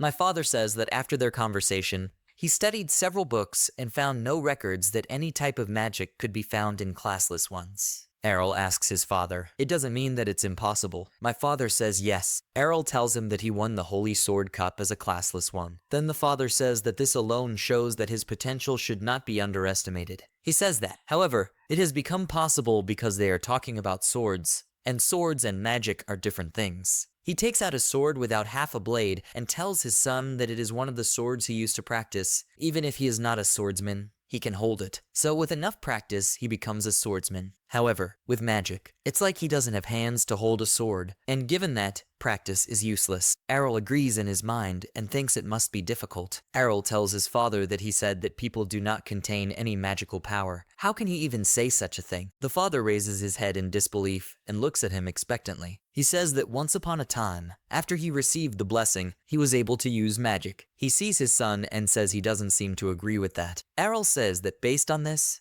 saying that he doesn't have magic is quite a stretch. It's just that he couldn't check if he had magic power because he doesn't know the skills. His father looks at him thoughtfully. The son says that he also rummaged through the manuscripts and found no refutation of this. He confidently says that, therefore, there is still a chance that he has magic power inside. The panicked father says that he doesn't see anything like that, but if that's the case, then he should be able to use magic even now. The amount of magical power they have is small, Without a blessing, they can't even turn to it. His father tells him that this does not deny that there is such a chance. He is still surprised that he came to this conclusion. He replies that it's all because there was one incident with him that made him believe it. His father looks at him in surprise, and Errol says that since he doesn't know anything about it, he wants his father to help him figure it out, since he knows magic skills. He says that in the guild, Reina beat him every day. The father is horrified and asks why, but then remembers. He says that although he has heard about it, she is a girl with a tsundere character. He replies that everything was so that he could learn the skill of hardness. Also, she is more tsundere than anyone else. Spending your days this way, he remembers the days when, in training, a girl with a bow on her head shouted at Errol that this was enough. What was he doing at all? Their expenses for holy water would skyrocket because of this. He then asked if he hadn't brought them most of the budget. Then she replied that in any case, they should reduce the guild's expenses. She then held out a bag and said that these medicines were in the pantry. Let him use them for recovery. Reina was outraged at the time. Really just like that. What effect do they have at all? She replies. Who knows? She thinks they taste good. Reina was outraged that she was taking it so lightly. Errol opens the bottle and says that in a sense they will train his hardness skill. Reina then asked if he really wanted to try them. He drinks. The girls ask if he's okay. It's not poison. He replies that he feels a little better. Then she screams that with them they can save some money. After that, he found out exactly what it was, and they turned out to be some kind of magic power potions. The father is very surprised by this story. Errol asks, because it's strange, why he felt better if there was no power in him. Then Errol began to wonder if people actually have magical powers. To find out if it was an accident, he continued to drink them, and as a result, every time he felt that something was being restored in him, he wants to assume something, but his father shouts that they have a good chance. When he drinks the same potion, he feels the same way. The father asks his son if he can feel it without potions. He replies that he can. The father asks if he can move it inside his body. He replies that he can. The father then tells him to try to pull it out. Imagine that it comes out at a certain point on his arm. Errol looks at his palm and says he will try. After a while, some smoke comes out of his palm. The father joyfully shouts that without a doubt, it is a magical force. He shouts that he is already without a doubt the best son. He asks if he can use magic now. Errol tells his father that he has already. His eyes close. The chair reclines and he faints. The father stands in horror and calls for his son. He picks up his son and awkwardly says that he seems to have used all his magic power. Then he will bring him a potion. Errol asks if he has used it. He feels as if he has woken up after a cold. The father asks his son what he should understand, why they can't define magic themselves. Errol forcefully says that this is because there is very little of it in them. The father holds out the potion and says that it is exactly as he said. The father tells his son, while he drinks the potion, that he can become the #1 in the city of swordsmen. But looking at the amount of magic he has,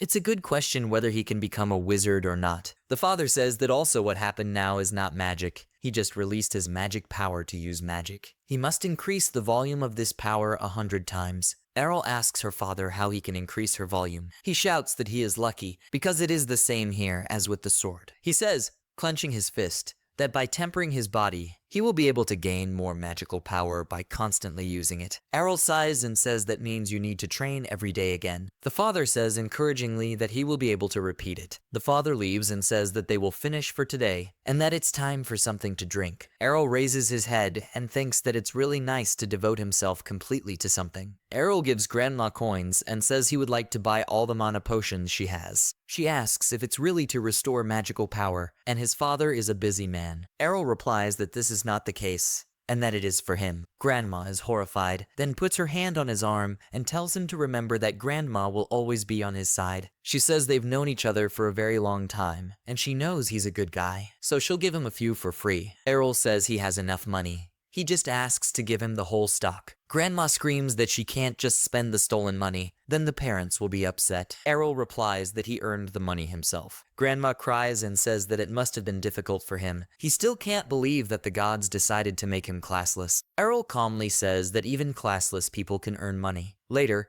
Errol comes home and is informed about it. His father is surprised to ask him if he did not go to the nearest store. He had been away for a long time. He says wearily that it takes a long time to explain. Later, he and his father train outside. Errol holds out his hands, and a magic ball appears from there. The father claps and shouts to Errol that it's amazing. There is as much magic power here as a novice magician usually has after the blessing ceremony. Errol says that means that after 6 months he starts over. He picks up the bottle and says it's time to drink the potion. Errol asks his father if it is not necessary for him to use magic. The father sadly replies that it is not necessary. Errol says it didn't sound very convincing. The father replies that the fact is that there is still one annoying problem. He holds out a piece of paper and asks to take a look first. He opens it and asks what it is. Is it really a drawing? My father says they are called magical writings. My father says that in order to use magic, he needs a formula written in such letters. It is used as a basic magical component. Errol asks about the formula. The father replies that it is something like a teleportation circle that they found in the depths of an underground labyrinth. It was pulled from a formula used as a source activated due to certain circumstances. However, there is an exception. He usually creates something like this inside his head. Errol says that magicians are not particularly worried about this. The father says that they have the skill for this. Whenever a magician wants to use magic, the formula appears in his head. Errol says it sounds very convenient. His father tells him that he has no skills. Therefore, O must make up the formula in his head himself and every time. Errol says it does look like an annoying problem. Father says encouragingly that with enough practice, he will get used to it. He suggests starting with simpler things. He wants to tell his son something. Reina interrupts them and shouts. So that's where they were. She tells Leon and Errol that she was looking for them. Her father asks her what he can do for her. She says that Farah sent her to tell her that lunch is ready. Leon joyfully shouts that then it's time to return. He leaves and hums to himself, wondering what she's cooked today. Errol remains with an open question, even if he taught him the formula. Reina kindly says that his parents are very close.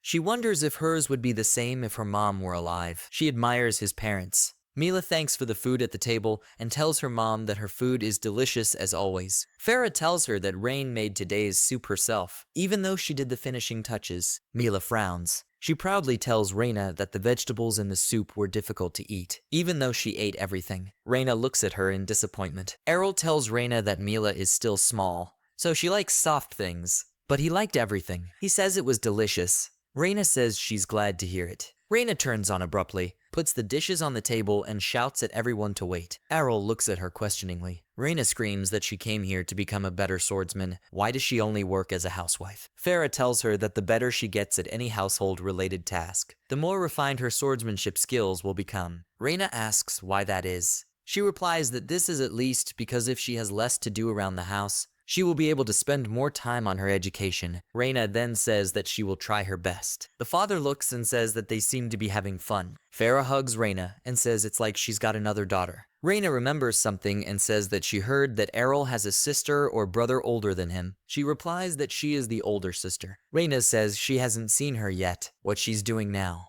Farah says that she said she would create a world in which even a classless Errol would live comfortably. She said that and left town. Reina thinks it's really necessary to go that far for a guy as strong as Errol. Errol thinks to himself that he can hear her inner voice. Reina is washing the dishes. Mila is standing next to her and wiping clean dishes. Farah turns to Reina and asks if she can practice with her once she's done with the dishes. Reina happily replies that, of course, she can. She squeezed the plate so hard for joy that she broke it. Mila looks on in horror. She screams that it was too harsh. Farah says that it seems she can teach her a lot. Mila screams at her mom that she spoils her too much. Dad tells Errol that mom seems to like Reina, just like him. He begins to praise and say that she is wonderful, beautiful. Then Farah comes up and with a threatening face asks her husband, I wonder who he likes more. Leon says that, of course, she is. And that, as always, she looks so young, as if she is still 20. Farah says she doesn't think that would be the case with them even if mom were alive. He shouts that she is in his first place. That is, she is the only one. Reina looks and is surprised by the princess's anger with a blade. Mila looks in horror. Errol says,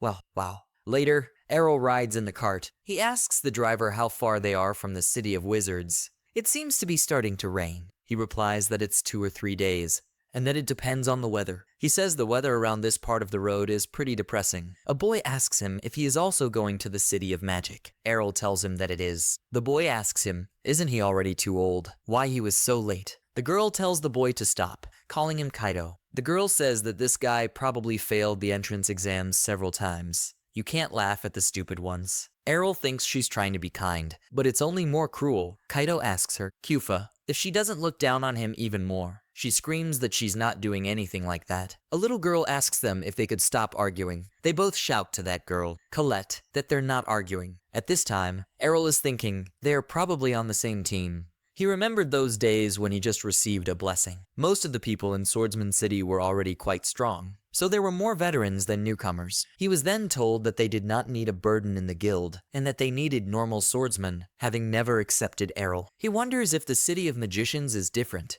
He thinks they are similar. Kaido asks Errol what kind of magic he is good at. He doesn't wait for an answer, and immediately says that he is in red magic. Errol responds without emotion that he is in red. During his father's lectures, Leon said that magic has 6 types. Dark magic is the control or influence of darkness or death. White magic is the control or influence of light or life force. Yellow magic is the control or influence of earth or metal. Father says it's worth noting. The types of skills vary from person to person, and since he has no predisposition and limitations, they can try all the skills he knows. Errol tells Kaido that he does not have any specific specialization. After all, he is classless. The girls in the background are laughing. Kaido glares at them. Kyufa tells Kaido that he is just teasing him. Kaido says it's impossible for a classless one to get into a magical organization. Errol draws conclusions in his head that most young people are aiming for the School of Magic. Kaido tells him that lying is not good. Errol says he wasn't lying. He tells him to look at his profession certificate. The girls are watching. Kyufa says he's really classless. Kaido asks if this is true, and he also wants to learn magic. Is there something wrong with his head? Errol sees and thinks, hasn't this situation already happened? Besides, there's some noise being made. Kaido gets scared. Kyufa says that the cart has stopped. Little Khalida asks if they have heard the sound of a horse. Errol says that this is the voice of the Troll King. It seems that he decided to attack them from the forest. Kaido gets scared and panics. Kaido shouts to the driver that he is just wildly strong, so they have to hurry. He says that the horse lost consciousness immediately after that scream. Kaido asks if that means they can't escape. Khalida screams that they are going to die. Kyufa tells her to calm down. He may be the king, but a troll is a troll.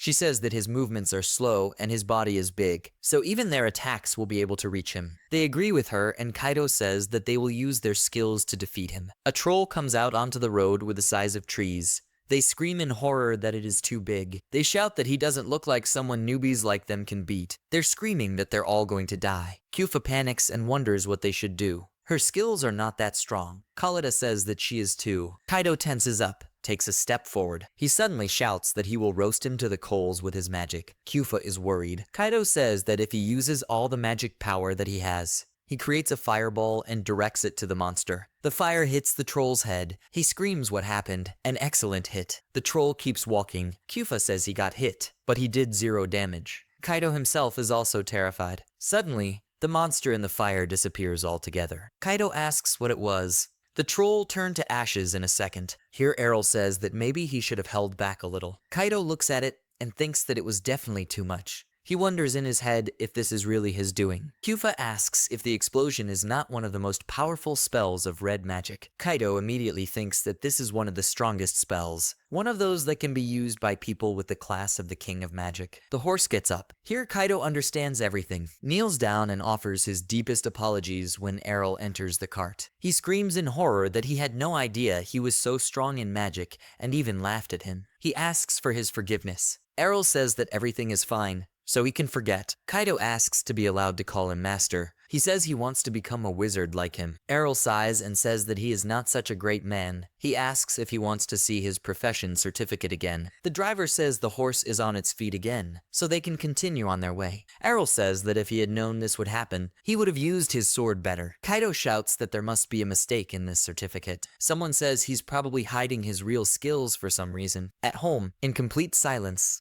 Farah drinks tea and says it's delicious. She tells Reina that she has become so good at making tea. Then someone shouts that both are scared. They come out and ask Mila what happened. Mila is trembling. She says that she went to wake up her brother and found this letter in which he says that he went to the City of Magicians. They're all in shock. The mother hugs her daughter, calms her down and says that he mentioned that he was interested in this city, but to think that he would leave like this. Reina says she wonders if her father felt the same way. She decided to leave quite early. Her father said that she was not ready yet, but she replied that the sooner the better. Reina says that, in her opinion, those who are left like this then feel quite lonely. Farah then tells her not to throw them either. Reina says she won't quit. She still has so much to learn. Farah hugs her tightly, and Mila says that Mom is too happy about it, although she doesn't care. At this time, Kafto tells Errol that this island in front of them is a city of magicians. Errol says that at least it looks interesting. Kaido surrounds Errol and says that this bridge was created with the help of magic. This city is just for him. Kufa says that this cheeky Kaido is behaving like a puppy. Kalida is watching and can't believe it either. One says it must be because of the magic. The other suggests she keep her distance. Errol feels that they have a terrible misunderstanding. Kaido asks him if he wants to take the entrance exams at the Red School Academy. It indicates where it is located. Errol asks him if the academies are divided into different types of magic. He replies that, of course, it is so. Different types of magic have different magical writings, spells, and all that. Kufa says that she will go to the Academy of the Blue School of Magic. The other says that he's probably going to the Green School Academy. Kalida says she is so nervous. Kaido tells Kufa not to fail the exam, or she will be kicked back out. She replies that it will be right after him. Errol is thinking about the entrance exam. It would be great if he didn't have to pay in advance. Kaido tells him that this is the reception center next to them. There's a girl asking all the examinees to line up here. They arrive at the point. Errol holds out a piece of paper. She examines it, and when she reaches the classroom, asks if there is any mistake here. Errol replies that there are no mistakes here. Errol wonders if he will be rejected just because of this. Here the girl puts the seal and says that there are no problems. She hands back the piece of paper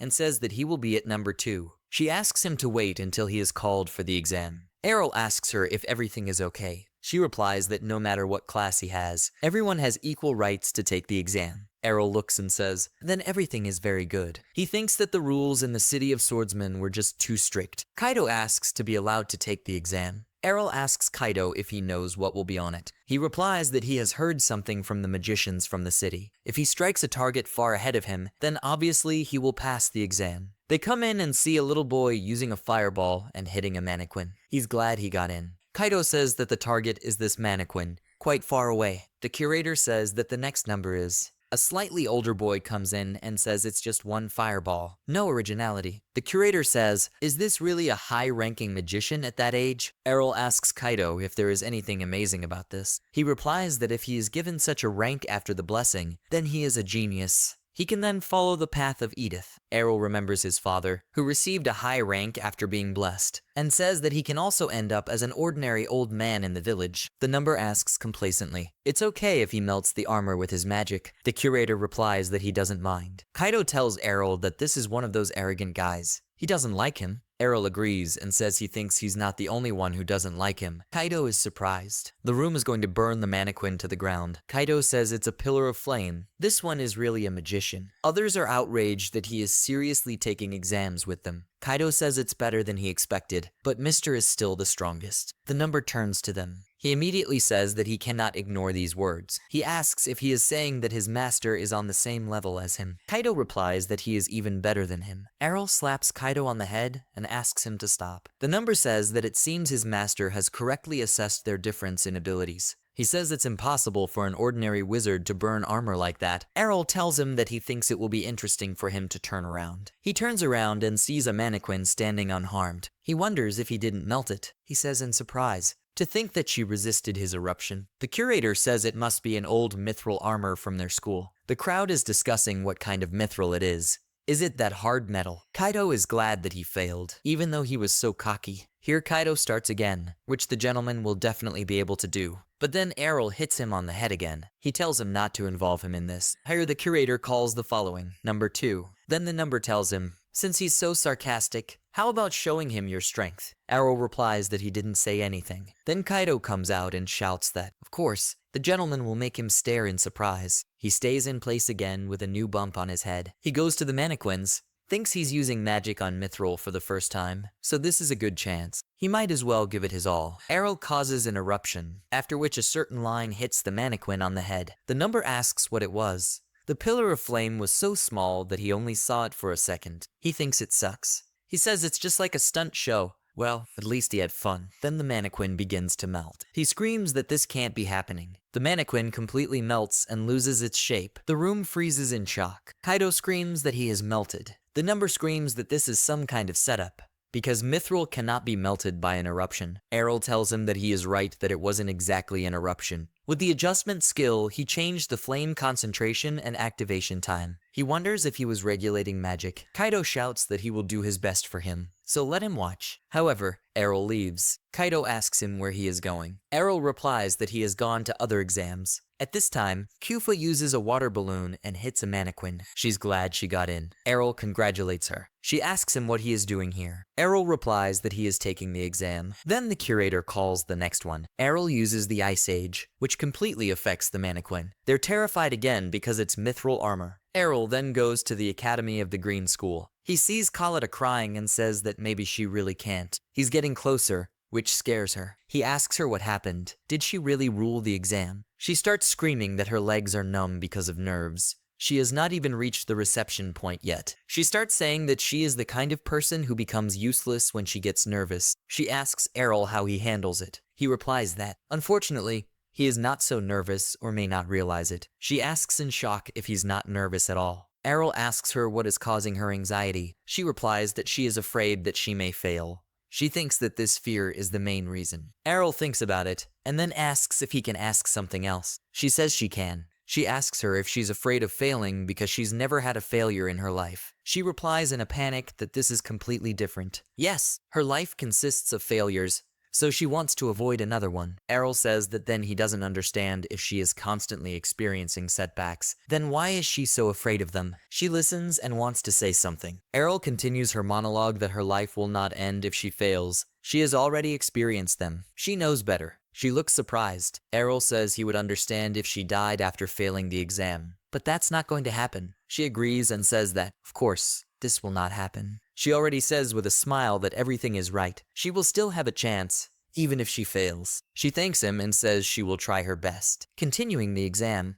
Errol uses a tornado. Khalida is surprised to say that he launched pieces of armor into the air. Errol says it's not mithril. He's moving on. He goes and thinks that he has passed the exams for the Yellow and White Academy, so only the black one remains. He goes and says that this is practically an abandoned house. It seems that some stray animals live here. Then he hears some kind of scream. He turns around and sees a woman. She asks where Gu is. If he saw her, she turned away for a second and she disappeared. Errol immediately thinks it's better not to approach. He says, pointing with his finger, that he still hears sounds from the box somewhere out there. She looks at the box and tells Gu that it's Mommy. She pulls out a strange creature with wings and says it's a chimera she made. She asks if she's not cute. Then another one comes up to them and says that she still won't learn. A skeleton appears behind Errol and wishes her well at the Black Academy. Errol is surprised and immediately cuts off the skeleton's head with a sword. And the skeleton indignantly grabs his head and asks why he cut off the head of a young lady like her. Errol asks if this is some kind of undead monster. The skeleton puts his head back on and says no. Her name is Retalia. Errol says that there are only weirdos around. No matter who looks at her, it's still a skeleton. Retalia says she is an excellent office worker. He turns to Retalia and asks if she will take him to the exam. She replies that the Black Academy has no exams.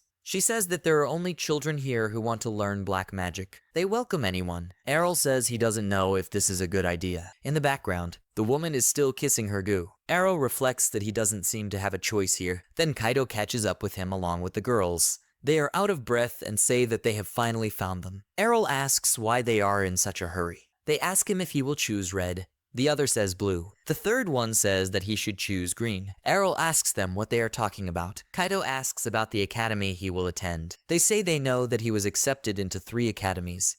But which one will he go to? Errol replies that he did not plan to choose one. He will be in all 3. He replies that this is not allowed. Errol says something about 6, and then adds about red, blue, green, yellow, white, black. He plans to visit them all. Everyone looks at him in surprise. Errol counts the cards in his hands to 6. Kaido says these are student ID cards for each academy. They're all surprised. Kyufa asks if he was really taken in all at once. If no one said anything, Errol says no. They don't seem to share information between different academies. All 3 of them look with interest at Errol, who is sitting on the steps. Errol says that he has received his tickets and familiarized himself with each one. He thinks that there will be no problems with them. Then his face darkens. Kaido asks if something is wrong. Errol says that the lectures take place at the same time. He forgot about that. Kaido says that he also said that it is impossible to attend all academies at once.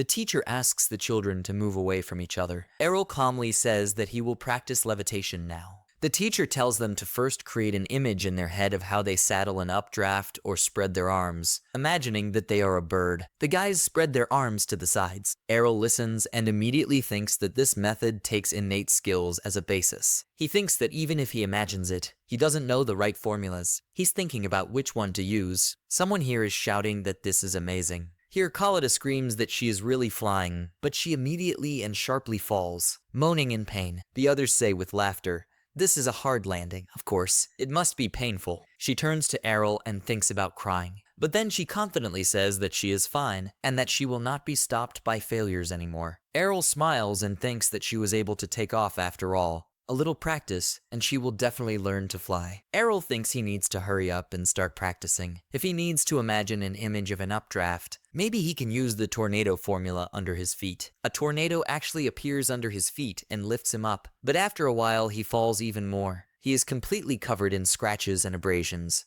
Says that it was clearly a mistake. He gets up, coughs, and is shaken off by Khalid's dust. There's a boy telling everyone that they're losers. He shouts at them to watch. He will show them how to do it. He takes off. Khalida looks and screams that it's amazing. He says he's been practicing levitation ever since he became a wizard, so he won't lose the race. Errol doesn't understand and asks about the race. Khalida replies that this is a game using levitation. She says that the Green Academy is known for this. They fly in a race and determine the fastest. The teacher says that by comparing themselves with others, they will not get better until everyone learns to fly normally. She asks them to help each other. Errol says it sounds fun, so he's joining the race. That smart guy asks if he heard it all. He indignantly says that this is a flight race. How is he going to participate if he doesn't even know how to fly? Errol says he may not be able to do it now, but with enough practice, he interrupts and asks the teacher when the next race will be. She replies that in 2 months. The guy turns to Errol and says that learning to soar is easy, but it takes at least 6 months to learn how to fly normally. He takes off again and shouts at him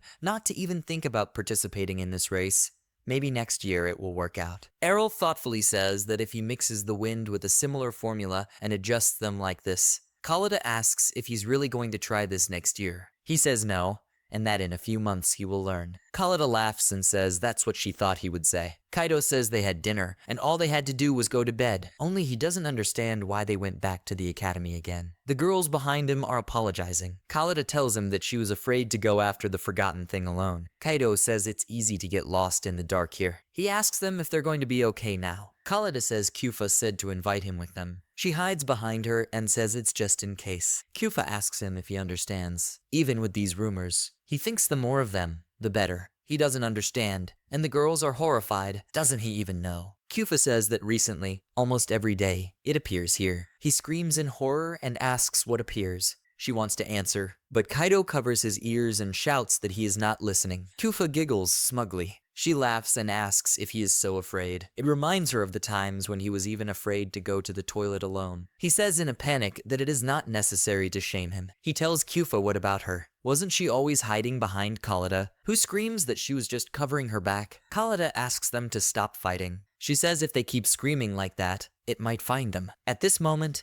a silhouette hovering in the air is visible behind her. They both scream in horror that it is there, outside the window. Then a dark silhouette opens the window, grabs Khalida, and closes her mouth. The two men in fear tell her to let her go. Kaido, with a trembling voice, says that otherwise he will turn him into ashes. He uses fire, and then the silhouette tells both of them to calm down in a calm voice. They will recognize this voice. It's Errol asking them why they're here so late. Kufa shouts that she really wants to know. Khalida asks him what he is doing here so late. Errol tells her to look down. Khalida looks down and sees that Errol is floating in the air using levitation. Errol says he's practicing here to get ready for the race. Kufa keeps hiding behind her and says that means there were rumors about him. Kaido asks if he really does this every night, and he won't ruin his health. Is it okay to constantly be on the verge of death practicing? One of the girls screams that this is not normal. Errol says that he sleeps normally. For example, he just slept. They don't understand what he's talking about. Errol says that he planned to sleep until morning, but woke up because of their voices. Kaido asks him if he really slept while floating in the air. He says that it is so. He can practice while he sleeps, killing 2 birds with 1 stone. Kufa shouts that he is crazy, and that it does not count in a dream. Kyufa says it would be better if it were really a ghost. Kaido says that he thought he would become stronger by entering the academy, but he was wrong. He turns to his master and says that, in his opinion, he will never reach his level, but he wants to start practicing on his own.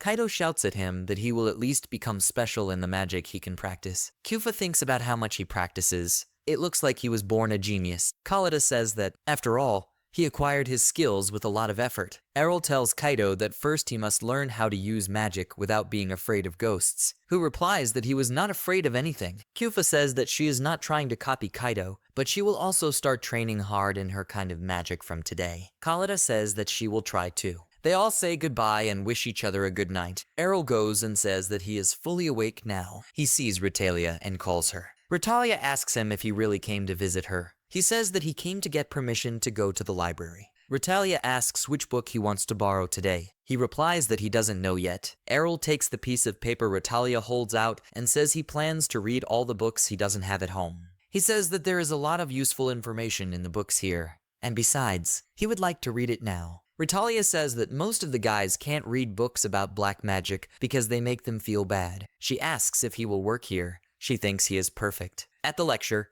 Errol interrupts and asks the lecturer if he can ask something. The lecturer asks him what it is. He says that the third line in this formula is an error. The professor says that he is right and asks to be allowed to rewrite it. Kaido says he is surprised that the gentleman noticed her. Errol says he can't recreate these formulas in his head, so he had to learn them all. He is horrified and asks how it is to learn a big formula. He replies that there are abbreviations for them, so it's not that difficult. Errol says he can recreate the formula on the board, knowing only 30% of it. The lecturer turns around and says that this is already interesting. He asks him if he could write the formula on the blackboard. He comes out and says, writing formulas, that with this they can turn it into this. The lecturer looks at it and says in surprise that 10 lines have been converted into 6, and it is already possible to activate it using them. He says he understands. He says that now that he has said it, it must not be as difficult as he thought. The students don't understand what's going on at all. The lecturer tells Errol that it is not too safe. If he gets confused here, he can provoke an explosion. He replies that he has a blessing, so everything will be fine, but if it doesn't kill him, then fine, although it will hurt a lot. Then Kaido screams that he doesn't want it to hurt. Errol returns to his seat and says he'll get used to it. The professor thinks of Errol that he understands the formula perfectly. The lecturer asks Errol if he would like to take the transfer exam. He asks about it, and Royce stands up abruptly behind him and asks him to wait a minute. Royce asks him to let him participate in this exam too. Later, the girls ask if Errol is going to take the transfer exam. Kyufa says that this is not surprising. In general, she expected to hear it. Kaido asks why. Isn't it amazing? Kyufa asks if they also told them when they entered the academy that there was an opportunity to skip the first courses. Kaido says it usually takes 2 years. But now, not even a year has passed, but barely a few months. Kyufa says that this is true and really strange. Kaido starts talking about Royce. Touching on the topic of oddities, Kyufa asks which other guy. He shouts that this is a guy who constantly brags about his high rank. He, like the gentleman, also wants to pass this exam. Kaido turns to Errol and says how annoying it is. Errol asks him if he's serious. There's nothing wrong with taking advantage of the chance he's got. Errol says he can understand someone who hates losing. Kaido says with horror and regret that the gentleman really likes Royce. Kyufa says that envy is a bad thing. Kaido tells her that he is not jealous. Khalida tells Errol about the transfer exam. She wonders what it consists of. She happily says that she will also hand it over in a few years, so she asks to tell her about it in detail later. Errol agrees with joy. The lecturer tells Rise and Errol that they will now begin the transfer exam for them. He points to the playground for him. It's a long road with a pit. Errol asks why this straight corridor. Royce says he sees iron bars at the end of it. He says that they have magical creatures trained outside the gates, especially for such exams. The lecturer says that the examinee goes down this corridor. After the cage opens, the magical monster will run right at them, and they must defeat her before she gets too close to them. The lecturer says that if they can handle her, they will pass the exam. It's still simple, but if she gets too close, they may suffer an attack, so he asks them to be careful. He asks who to start with. Errol says he doesn't care. Then Royce shouts that he will go first. He goes forward, goes down into the corridor. The lecturer asks him if he is ready. He replies that he is ready. The lecturer shouts that then he opens the cage. Royce sees a rabid minotaur in front of him. The monster sniffs around, fixes Royce, and starts running at him. Royce realizes that this is too fast. He uses an eruption, but misses because the monster is too fast. Errol tells the lecturer that he did better than in the entrance exam. He changed the formula. The lecturer says that the lessons were not in vain. He says that. However, the eruption is usually used against static targets, and it is not intended for moving targets. In addition, the pressure of the beast rushing at him makes him even more nervous. Royce attacks everything, but misses everything. Then the monster approaches so close that his paw is in his face. He freezes in horror, but the Minotaur disappears. He sits in fear and asks if he has disappeared. The lecturer says with a smile that this is a school, so they take care of safety. Errol sees and thinks that the lecturer enjoys scaring the students. Royce comes out of the hallway, panting and thinking about how he couldn't get into it. The lecturer tells him that everything is clear to him before the result. He explains to the intimidated Royce that they usually come to this only after a few years at the academy. What he has already tried shows his progress. The lecturer hopes that in 2 years other students will be able to defeat the Minotaur. Royce looks up and thinks that means he will be stronger in 2 years. It turns out that the teacher already knew about the level of his abilities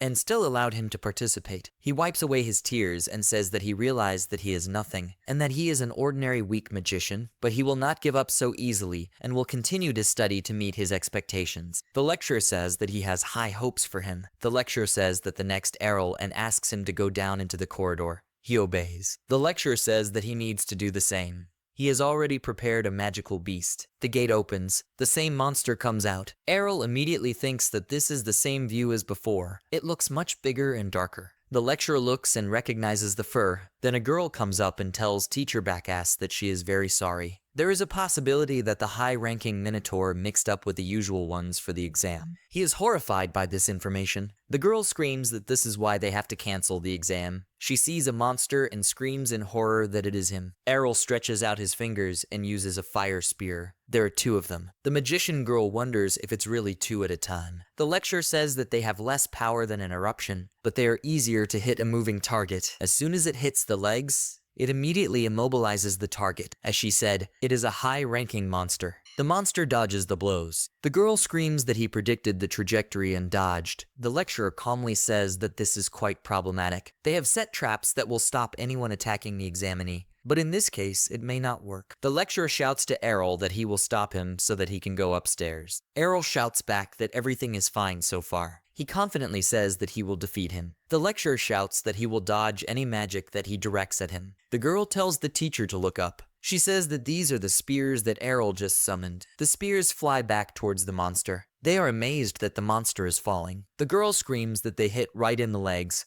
so the Minotaur does not move. The lecturer thinks, is it really an accident? But then realizes that it is impossible. He asks him if it was the effect of persecution. He replies that it is, and that he was aiming at his back. And to end it all, he uses an eruption. It hits the lying monster. It completely dies. 3 people close their eyes because it's too bright. There is nothing left of the monster. The lecturer looks at Errol. He thinks that even the best students had problems with the highly ranked Minotaur, and he killed him without giving him a chance. He thinks his level is definitely higher than that of the new students. Besides, he's classless. There must be a reason why he didn't get a certain class. In reality, he sees him as a magician, or even more. He turns to Errol. Errol turns to them. The lecturer congratulates him and informs him that he has passed the exam. Later, Kaido complacently says that it's amazing. Kyufa doesn't understand why he's bragging about it. He replies that the student is always happy about the success of the teacher. Errol says he's not his student. Khalida looks at the sighing Errol and asks if something is wrong, even though he passed. Errol says that, apparently, this exam now looks more like an exception to the rule. Khalida agrees and says that they usually take place once a year at the end of the semester. Kyufa says it's just like this time, but if the professor gives his consent,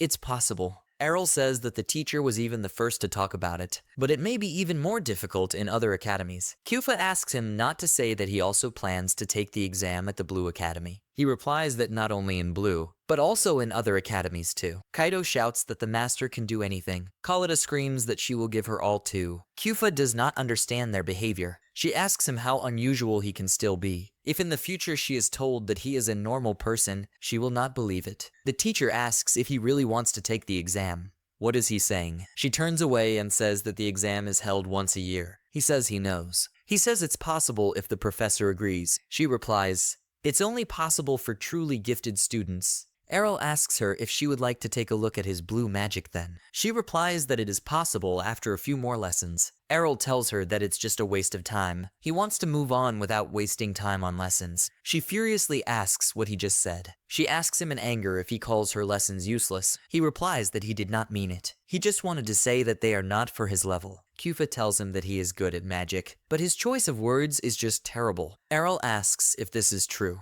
She says if he wants to go that far, then why doesn't she take a look at his skills to see if he's worthy of the exam? Errol asks why she didn't agree right away. Kufa shuts his mouth with his hand and apologizes to the teacher for him. Later they come to some room. He comes in and says there's quite a bit of space here. The teacher says it's just a training area. Kufa is sitting on top and watching them. She thinks she knows Errol is strong, but Hagel, as the president of the academy, she is another candidate for the Magic King class. He really pissed her off with this. She doesn't know how it's going to go. The teacher suggests starting, observing the rules of the training battle, no physical attacks. The one who breaks through the divine protection of the other first will win. Errol asks if he wins, she will let him take the exam. The teacher does not understand what he is talking about. She asks him if he's crazy. She's just evaluating him. He says he can beat the teacher. Errol thoughtfully says that he will never know if he doesn't try. He says that maybe he has a chance to win. The teacher is silent for a long time, and then smiles sharply. She tells him that he seems to be even more arrogant than she thought. Errol even looks scared. The teacher says it's great if he's so cocky. Then she decides to start with something. She immediately uses an ice storm. Kufa coughs from behind. She thinks she's with Errol. Her lips are frozen from the cold. She sees that everything is frozen here at once. The teacher says it looks like if he didn't react in time,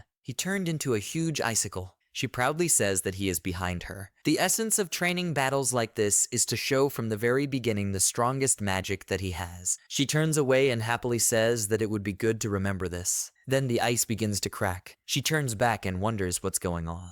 Errol's fist sticks out of the huge ice. She looks at it in surprise. She thinks maybe he used the protective spell Ice Barrier. Errol comes out and shakes off the ice. The teacher thinks to himself that he prepared this spell in advance and activated it at the same moment as she did, so he blocked her attack. She starts to think that he seems to be pretty good at creating a formula. Here Errol says it's his turn now. He uses the edge of the ice. The teacher says with a smile that this is a beginner level skill, and there are about 5 pieces of ice. A pretty talented guy. Kufa thinks to herself that her limit is 2 pieces. The teacher asks if he really thought he could beat her with something like that. It reflects the edge of the ice. Kufa looks surprised and delighted, thinking that Sensei is amazing. She perfectly intercepted all the ice. Errol now understands, so she is a real professor. She says thoughtfully and defiantly that it reminds her of something. She tells him that he used the ice edge in the entrance exam, so he specializes in it. She says it won't be enough to defeat her, even if he increases the number of icicles. Errol asks if this is true. He suggests testing this theory. He uses the ice edge again and says it's time to double the amount. The teacher says she just told him it wouldn't work. He attacks while she says that even she can create about 100. Errol says it's more than 100 on the right side. The teacher turns around in disbelief. Errol says there are still as many on the left side. He says there's another 100 behind her. She thinks, really, from all sides at the same time. She thinks it's easy to increase their number, but changing the side from which they appear requires a more complex formula. She realizes that she won't be able to knock them all down with just an edge of ice. She uses an ice shield, but admits to herself that it's hard. Although the number has been increased, but the strength of each of them should be less. But they hit as hard as before. But in the end, it's still a beginner's level. He won't be able to break through her shield with it, in her opinion. She thinks that if anything happens, she will use those ice blades for her own protection. This way she will save her magic power and defeat him with a simple blow. With the level of strength he uses, he will soon run out of strength. She plans to go on the attack as soon as his attacks stop. He shouldn't have enough magic to defend himself. They're all standing. Errol sighs and says he thinks it's time to end this. The teacher asks him what he is trying to break through her shield with. He says that he made it so that she would not be able to pierce her own shield. She doesn't understand. Errol conjures an ice spear from behind her. The spear from behind is flying straight at her. She keeps wondering if, after creating so many pieces of ice with the edge of the ice, he can still use other magic. She keeps thinking that the ice spear is a very destructive skill. She screams that she needs to move away. However, here she realizes that she is trapped. The spear is flying at her. The barrier from above has protected her, but she understands inside that it is about to break. She barely says that she's going to lose to a student now. The spear breaks through her barrier, she really loses. Errol later says that he got a promotion at the Academy of Blue Magic. Where should he go next? Khalida asks how it was. Kaido says he would really like to see it. Kufa proudly says it was so cold there, so she left in the middle. Another teacher asks him if he really wants to take the exam at the Academy of Green Magic. She thinks it's impossible if he doesn't have a good reason. She looks in the books that there seems to have been one case here. She says she will look at the condition. The book falls off the shelf by itself. She used the wind to get it. Errol thinks it's convenient magic. The teacher says she found it and reads it out. Due to the fact that the recruit had excellent grades throughout the academy, the director personally gave him permission. Errol thinks about it. The teacher immediately tells him that this is not allowed. Errol says he hasn't said anything yet. She asks him, he was going to ask him, wasn't he? She says the director is terribly busy right now, so she can't let him bother him. She threatens him that if he tries to change her mind, he will be forced to leave this academy. He replies that it's fine, he won't do it. He says that, in his opinion, he will have to wait for the real exam. She asks if he is going to participate in the air race. He replies that he is going to. She then says that maybe he can talk to the director. Errol is interested. She says that the director should present the event. He personally awards the winners. Errol says that he understands. Then he will have a chance if he wins the race. The teacher says that he needs to win. She has heard that it is hard for him. He says that if he can win the race, he will show him his skills at the same time. Errol leaves and says she will do it and thanks her for her help. The teacher thinks that this guy has not been able to fly for a long time. There is a lot of noise at the General Assembly at the race. Kufa says that a lot of people came to watch the air race. Kaido asks Colette why she is not participating. She replies awkwardly that she still can't fly well enough. From the podium, they shout to Errol that he can. Kaido calls him the master. Someone hears this and asks Errol if he just called him a master. The guy who can fly asks him if it's because he's a master of digging the ground during exercises in the magic of flight. Errol looks at him and then asks who he is. In anger, he shouts at him not to forget about him so easily. They go to the same practical lessons. He says that he is a flock, a guy who will become the best master of flight magic in the whole world. He keeps saying he's going to get even better. Errol turns away and looks for the director, eventually finds him in the jury. The flock says that he will be the winner today. Errol says without emotion that it will be him. The flock thinks to themselves that this guy is as self-confident as possible, even though he can't even fly. He leaves and tells Errol not to embarrass himself. The presenter announces that it is time for the famous Green Academy air race, where they will play the first Magic Cup of this semester.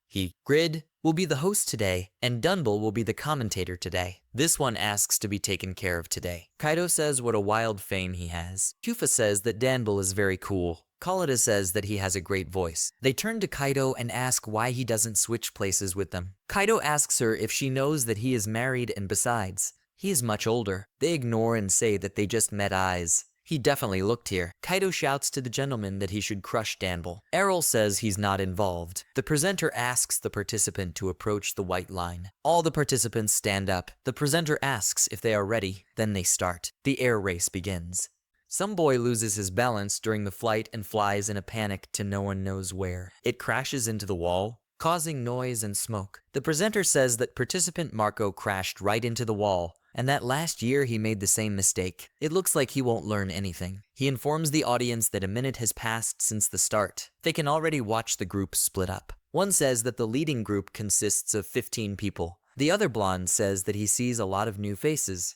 The first two of the leaders seem to be freshmen. Psyche angrily asks Errol how he got so fast. He replies in disbelief that it is still slow in some way. He tells during the flight that the race is basically an endurance test. If he spends all his strength at the start, he will fall behind at the end. Psyche shouts in displeasure that he knows. Errol says that, leaving aside the topic of the race, that's where things get serious. The presenter announces that the leading group will soon reach the main gate. This is the first checkpoint of today's race. He says that after flying through the main gate, they should turn sharply to the right so as not to lose their way. His blonde assistant says that if they take too big an angle, they will undoubtedly fall behind, and if they turn too sharply, the centrifugal force will throw them off the path. He says that a lot depends on skills, but the position in the group is also important. Psyche is flying and thinks he can't keep up, so it's better to be in the center. He plans that as soon as he flies through the gate, he will maintain his speed and make a sharp turn. The presenter sees and says that here is the leading group. They pass the corner without loss of speed. In a moment, some students fly away. The presenter says that here they are the lucky ones who are imprinted right into the wall. They have this every year. He says that the participants who coped with the turn are now heading to the neighboring town. He tells Sensei that he will go ahead and greet them. The presenter sees and shouts into the microphone that the leading group is already in town. The other says that the newcomers are still not far behind. The statue of the goddess will serve as a turning point. She keeps telling them that they see the participant of the goddess of the air Dione rushing forward. Now she is leading. Sensei says that, of course, she has been winning for 3 years in a row. They wonder if she's going to win again. Psyche tells Errol that he won't let him go ahead. The presenter shouts that they have 2 participants here who are catching up with Dione. It is impossible not to mention that they are both freshmen. The 3 of them are discussing. Kaido says that the gentleman should be one of them. Kyufa is interested in who is the second. Khalida replies that maybe Errol and Psyche. The 2 of them fly by. Dione turns around and says with a smile that she is shocked to think that 2 newcomers can compete with her. From behind, Psyche shouts that, of course, because he's going to win. She reacts calmly and says that then she wonders how long he will last. They are flying. They are being watched by the presenters. The presenter shouts that participant Dione has just accelerated even more. She still has speed in reserve. He adds that slowly but surely, she's leaving 2 newbies behind. Psyche wonders if she hadn't been flying at full power before. He reaches out his hand to Dione and thinks that he is still not serious. If he flies seriously, he will be able to catch her. Dion's silhouette disappears slowly. He cries with tears that he cannot lose. The presenter says that it looks like the participant Psyche was left behind, but he deserves praise for such a result for a beginner. They can definitely expect more from him in the next races.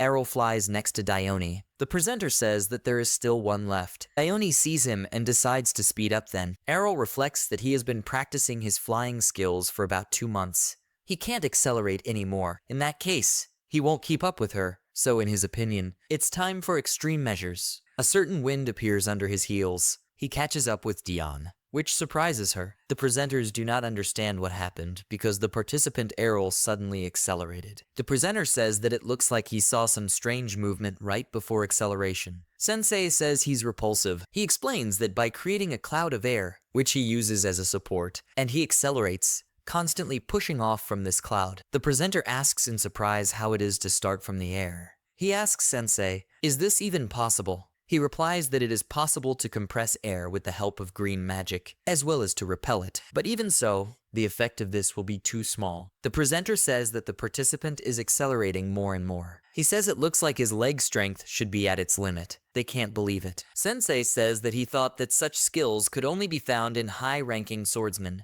Errol flies and hears them. He thinks that in general he understood the idea. To be more precise, this is the soaring skill of the heavenly swordsman. The presenter shouts that they have finally arrived at the last site. The academy is already visible on the horizon. He says that both participants are giving their best. It seems that they will have a photo finish. Sensei sadly says that this is bad. The host asks Danble Sensei why. He replies that since they are flying back literally along the same route, they will again meet a sharp turn in front of the gate. He says that at their speed, they will not be able to take such an angle and will hurt themselves. Dione sees the gate and thinks she has to slow down. Otherwise, it will be too dangerous. She looks back at Errol and realizes that from this angle, the first one to slow down will lose, but if they take too long, they will eventually fly by. They're all flying. Dione sees that he's still not slowing down. She sighs and pauses. The presenter shouts that finally Dione gave up first. The participant Errol takes the first position, but take the corner at such a speed. Here Errol stretches out his fist,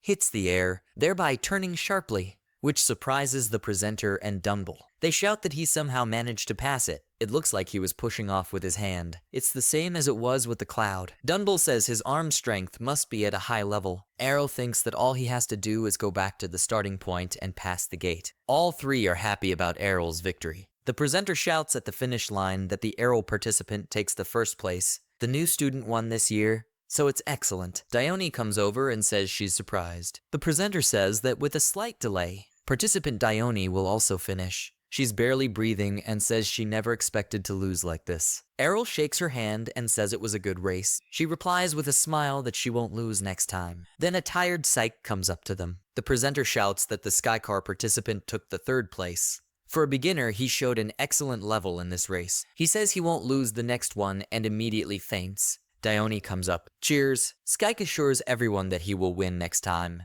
She says with a smile that she will wait for this. The director congratulates Errol on his victory and gives him a certificate and a medal. He says that because of the interesting race, he almost forgot. He turns to the director and says that he wants to transfer to the second year. The director replies that he understands and says what he will do. He asks him where he learned the magic of flight so well. Errol honestly replies that he is at lectures. The director leaves and asks if he really doesn't want to tell. Well, then he doesn't force. Errol stays where he is and does not understand what he is talking about. Kaido tells Errol that he is amazing and that he was able to advance to his second year at each academy ahead of schedule. Errol says he still has a white and a yellow one. Against the background, the girls touch and try on the medal on themselves. Kufa says about white and yellow magic that they are both similar supportive or some kind of attacking magic. She's wondering what their exam is. Errol says he has a rough idea about the yellow one. There is a place at the Yellow Magic Academy where he presents his research in the field of magic. If he manages to get good grades at the presentation, he will be able to pass the exam. Kaido tells Errol if he was doing research on the sidelines. He replies that he still practiced his magic of flying in a dream. Khalida asks him what topic he has chosen, then replies that it is about golems. Kaido asks Kufa to let him see the medal.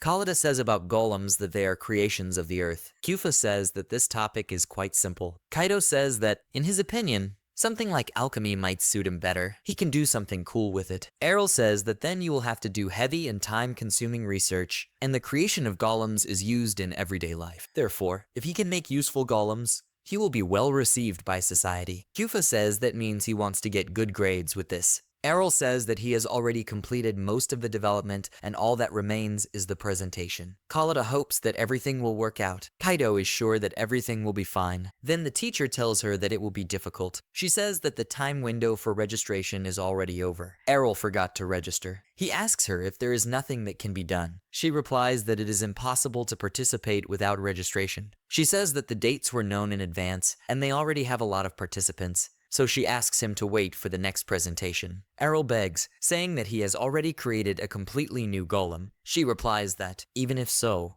he has no way to verify it and cannot change his mind. There's someone shouting, "What a golem." It turns out that the man asks him if he is really interested in researching golems. He thinks he has good taste, so let him leave it to him. Errol turns around and does not understand who. The man asks him if he really wants to create his own golem. Then why doesn't he register it as his assistant in the research laboratory? That teacher tells this Rockwell sensei that it's not fair to the freshmen. Errol is interested, so he's a teacher. Errol asks him if he can imagine his golem if he becomes his assistant. He replies that, of course. Errol agrees with pleasure. Rockwell leaves joyfully, saying that he is looking forward to future presentations. That teacher sighs. Errol asks her if this is a problem. She says that maybe he doesn't look like it, but he is especially talented at creating golems and his hobby is presenting his new developments at a presentation. She says that he is focused on fighting golems. Errol replies that it does not seem to be a problem to him. She says that he always randomly chooses a student to fight and defeats him without any restrictions. Errol says that it won't make him popular. She says that's why he couldn't find anyone this time, and that's why he was hanging around here looking for someone. Errol understands. That's why he was here at this time. She reminds him that he can still refuse. He replies that no. He asks to register him as an assistant. He says he's going to introduce his golem anyway, and it doesn't look like he has any other choice. Some presenter shouts that today is the day to show the instructors his new developments. He asks everyone to observe and enjoy this wonderful magic of the earth. A lot of works are presented in front of them. Kufa says that the puppet theater and luxurious structures, she did not know that something like this could be done with the earth. Khalida says she would love to see all the new inventions. They look around and wonder where Kaido is. Khalida says he went to see presentations on alchemy, and then says he's back. Kufa says he seems upset about what happened. He replies that at the presentation of alchemy, he thought he would be able to see some cool minerals created by magic. He screams that it was just a solid theory, so it's too boring. Kufa says that alchemy is a kind of magic where he takes an ingredient and turns it into something else.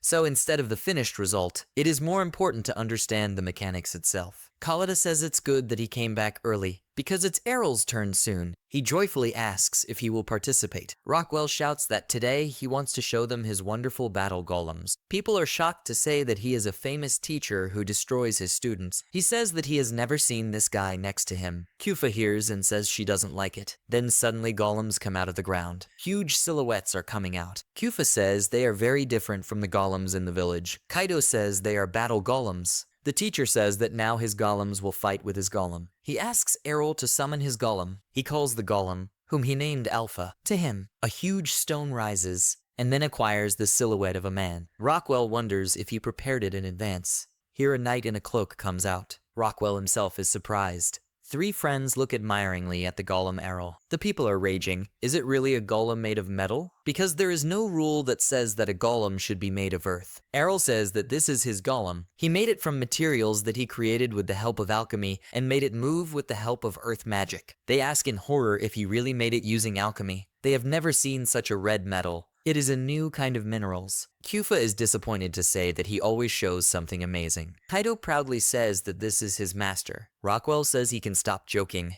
because metal is too heavy to move it with earth magic. Rockwell gropes the golem and says that it's armor. Surely someone is moving it from the inside. The golem rips off its head, and Errol confirms that there is nothing there. Rockwell looks at him in surprise. Rockwell thinks that the material is as light as paper, and that he has given up strength to make it easier to move. Rockwell sighs and says what a pity, he worked so hard to make it, but his golem will destroy it in one hit. He says that, however, let him not think that he will give in, and now it's time to fight. He will show him the most powerful golem in the world, which he created. Rockwell's golem flies to the Alpha and strikes. He stops the blow. The 3 of them are surprised that the golem is so fast. But what about Errol? Kaido says he can't see because of the dust. The smoke clears, and it is seen that the hand of the Rockwell golem fell off from the fact that the Alpha defended himself from the blow. Then everyone starts shouting that Sensei's golem has lost. Is his golem really that strong? Rockwell freezes and says that it cannot be how such a light metal has such strength. He says it looks like he needs to act more seriously now. It repairs damaged parts and makes all individual bodies more solid. All golems attack at once at the same time. Rockwell shouts that one of his strongest points is a large supply of magical powers, and he also has no problem moving all these golems. He confidently shouts that he definitely won't be able to handle all the golems with his bare hands.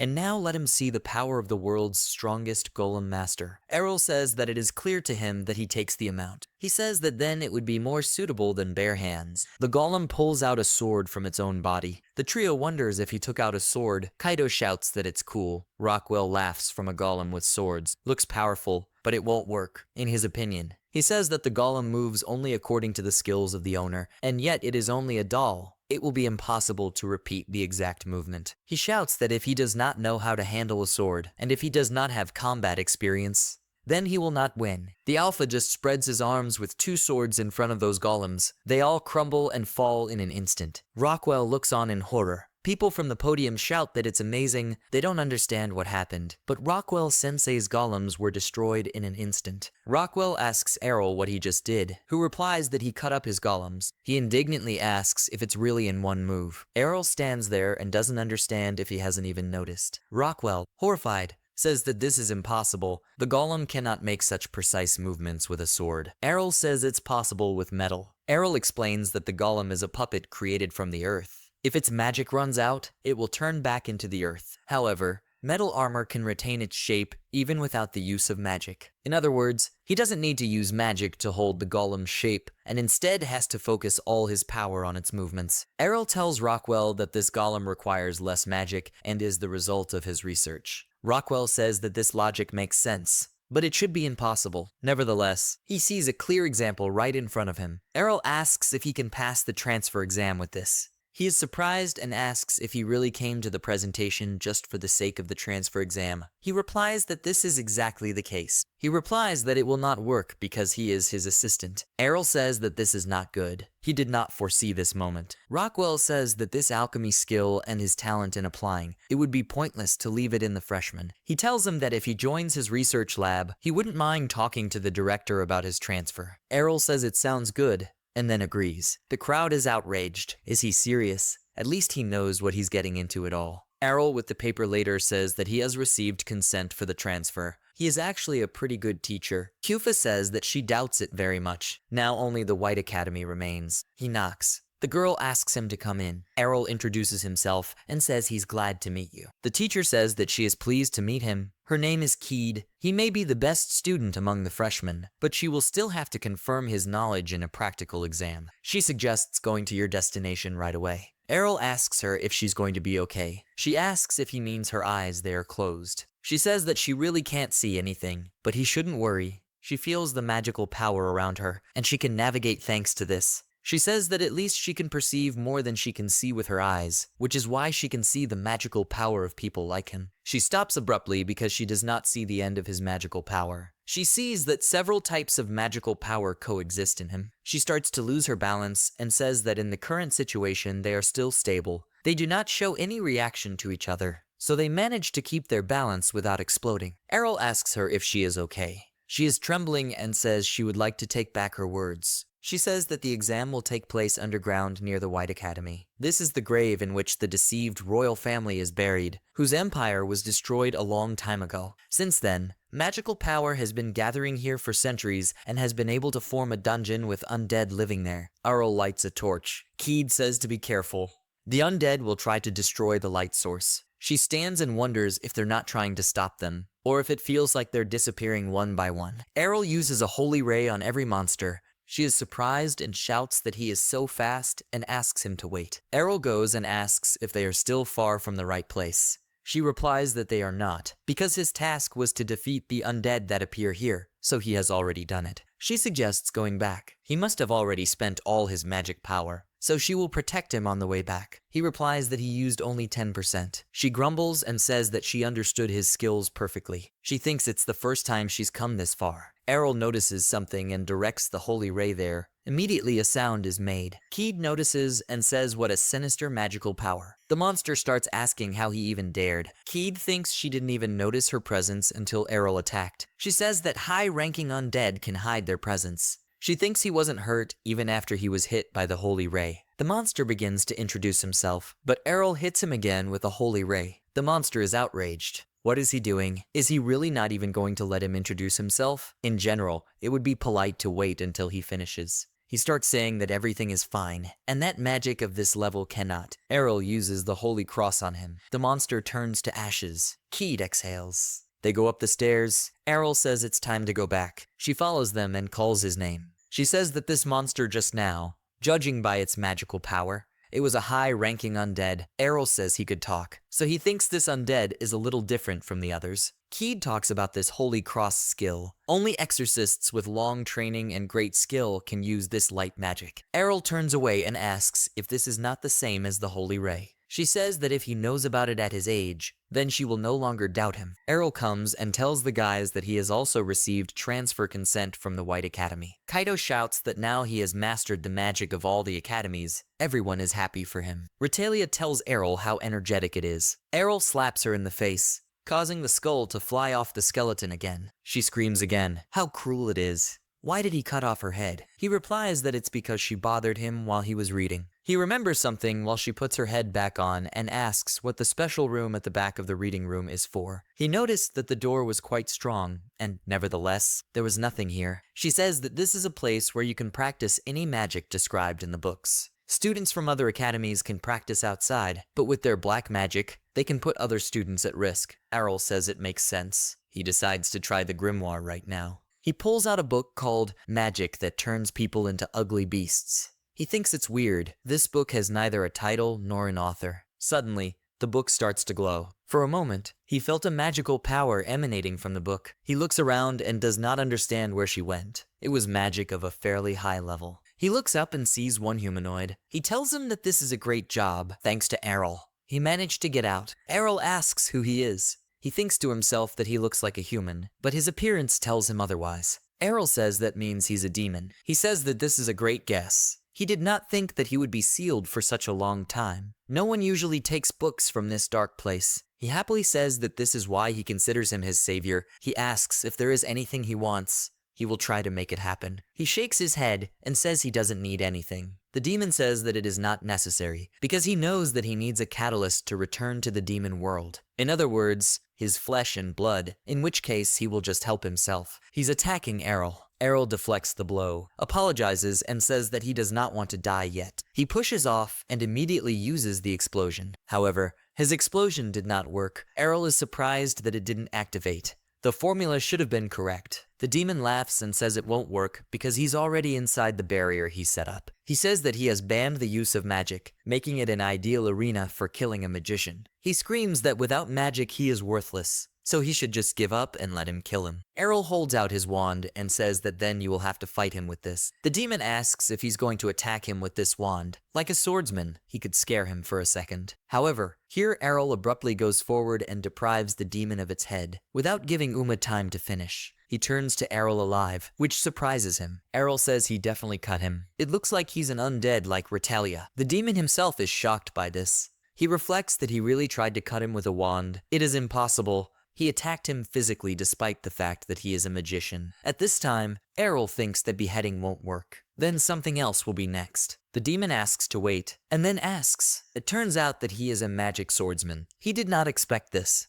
Errol says that this is not the case, and that he is classless. He attacks him again. He says it's useless. As he sees, he doesn't get any damage. He says he won't die just from being cut. Then Errol puts a stick in his mouth and rips off his head. The living demon repeats that he is wasting his time just like that. Errol does not stop and continues to tear it up. The demon tells him to calm down already. Errol calmly says that it seems that demons have a special type of structure. The demon realizes that he has no chance to fight back. Maybe he can't die, but it wastes his magical powers. And if this continues, Errol notices something, stops and sees that he has no wounds, but he is shrinking. Errol says it's interesting. He wants to see how small he can get, and keeps hitting. The demon asks him to stop already. He will disappear forever if he continues to decrease. He begs him and asks him to stop, otherwise he will kill him. Errol thoughtfully asks if he doesn't want it. He shouts that, of course not. Errol says that he understands, then he will let him go for now. He joyfully raises his head and asks if the truth will let him go. Errol points at him with his finger. He feels something and sees that some patterns have appeared on his stomach. Errol says it's the magic of submission. He's always wanted to try it. He is indignant and shouts why he should become his servant. Here he begins to burn. Errol explains to him that if he resists, it will hurt him. Let him keep it in mind. It seems that demons can resist physical damage. He says that so he made it so that the damage would be done to his soul. It's much better that way. He screams that he thinks he's an even bigger demon than he is. Errol tells him that he doesn't like his tone. He abruptly stands up and wildly apologizes to him, calling him the master. The little demon is sitting. Kaido picks it up and asks if it is the master's familiar. The demon asks Kaido if he even knows who he's talking to. Kaido gives him a snap. Kufa tells Kaido not to do that to Errol's pet. He immediately resents who the pet is here. Kufa rubs his ears. Khalida takes the demon, hands it to Errol and asks for forgiveness for these two. Errol says it's okay, because he won't die from this. The demon is addressed as Matty and asked if he can buy him bread in the cafeteria. He shouts that his name is Mastema and he does not run errands. His soul begins to ache, after which he obeys his master. He tells himself to be calm. He will be free soon. He's flying. He was just thinking about killing him in his sleep, but he didn't sleep all night. He doesn't understand who he is at all. In the building at the round table, the director of the Red Academy, Ridra Ackerman, says that everyone seems to have gathered. The director of Blun's Blue Academy, Aelin, tells him to calm down, because everyone can see it. Green,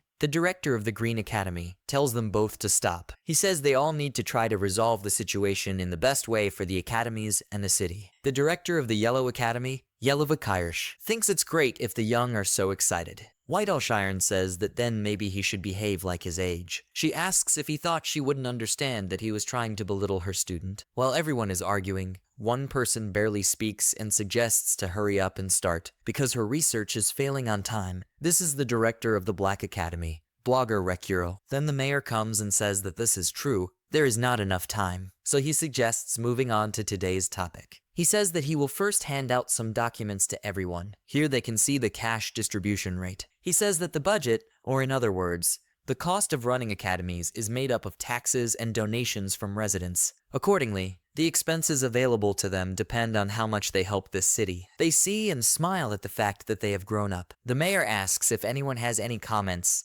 Everyone says that there are no comments. But then Bloggy shouts that it is impossible. Bloggy stands up and asks why their expenses have decreased by 40%. The mayor says he still thinks it's too much. He explains that the teachers and students of the Black Academy have almost no influence on the life of the city. If you go deeper, they hardly do a tenth of what the rest of the academies do. He says that's why they had to change their budget to more appropriate values. Bloggy says in a trembling voice that this is impossible. With such a budget, he will not be able to continue his research. Ridra then asks to be allowed to ask what kind of research he is working on. Is it really crazy magic with a budget? Bloggy says not to laugh at black magic, White asks if black magic is not prohibited in some countries. She says maybe they should follow suit. Bloggy asks if she really wants to say that black magic should be banned. The mayor coughs. He says that at the moment they have no plans to change their minds on this matter. White giggles, hinting that only for the moment. The mayor adds that this is only temporary. He asks if such a decision will suit them. They will decide the rest at the Tournament of the Great Six, the Tournament of the Six Great Magic Academies. Everyone says that there are no objections and leaves, saying that it's time to return and they have already finished. Only the benefits remain. Bloggy looks up at the mayor,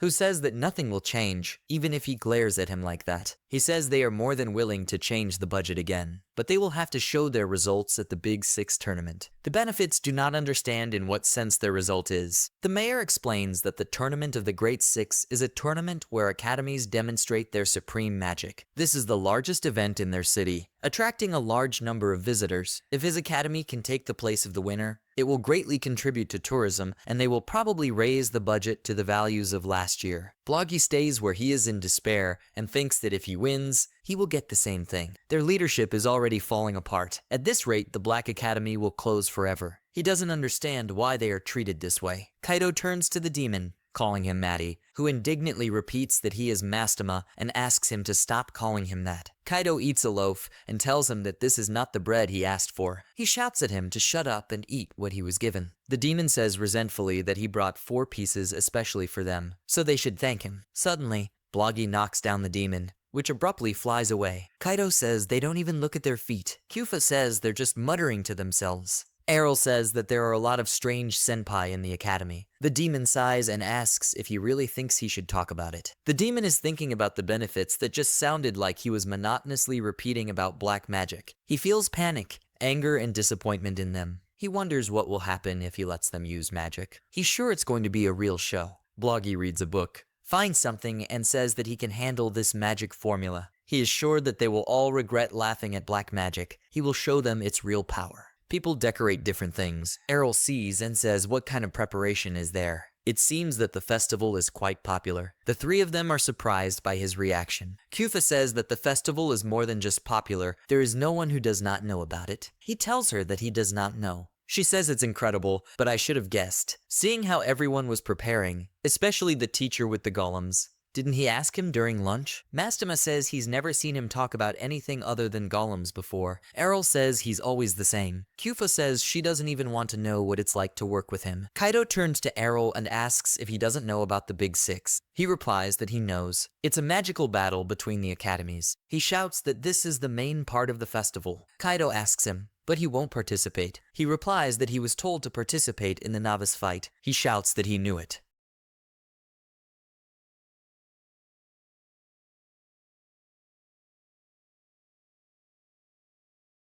They are arguing. Suddenly Khalida shouts that no, the magic of flight is very popular in the neighboring villages.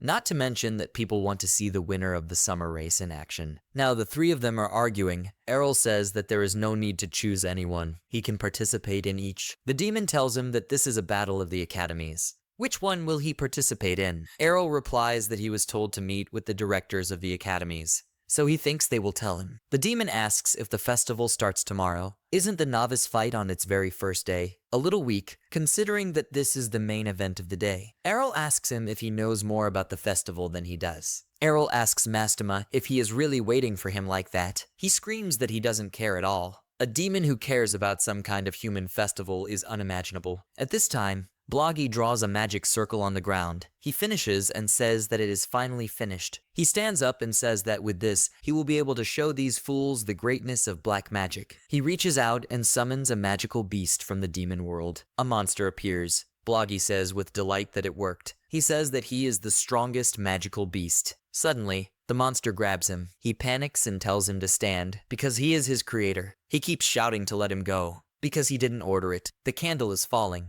After a while, a door opens from the room. At this time, everyone gathers outside, including the directors. One says that someone is missing here. He probably ran away because he has no chance of winning. White says it seems the Black Academy will be expelled soon. The director of Green Magic says that, in his opinion, it's time to invite the participants of the first fight. He says that this way they will finally be able to show their creations. He says that this year the Red Academy will make a big start and take everything away. Here the woman says that she is sorry to say this. The director of the Blue Academy assures that her academy will win. The old man says that he has high hopes for their candidate from the Green Academy. The other old man agrees. Director Yellow says that, after all, his candidate is stronger than most sophomores. White says that the fighter she has chosen has never lost in his career. The director of the Red Academy says that means all academies are confident in themselves. So it sounds great. Errol comes up to them and says that I think his name was. Suddenly, all the directors present him at the same time as a representative of their academy. Errol looks at them questioningly. The director of the Red Academy says that he is actually a student of his academy. He says that he passed the transfer exam as soon as he showed up for it. The woman says it's strange, but he did the same thing at the Blue Academy. He won a fight against one of the teachers.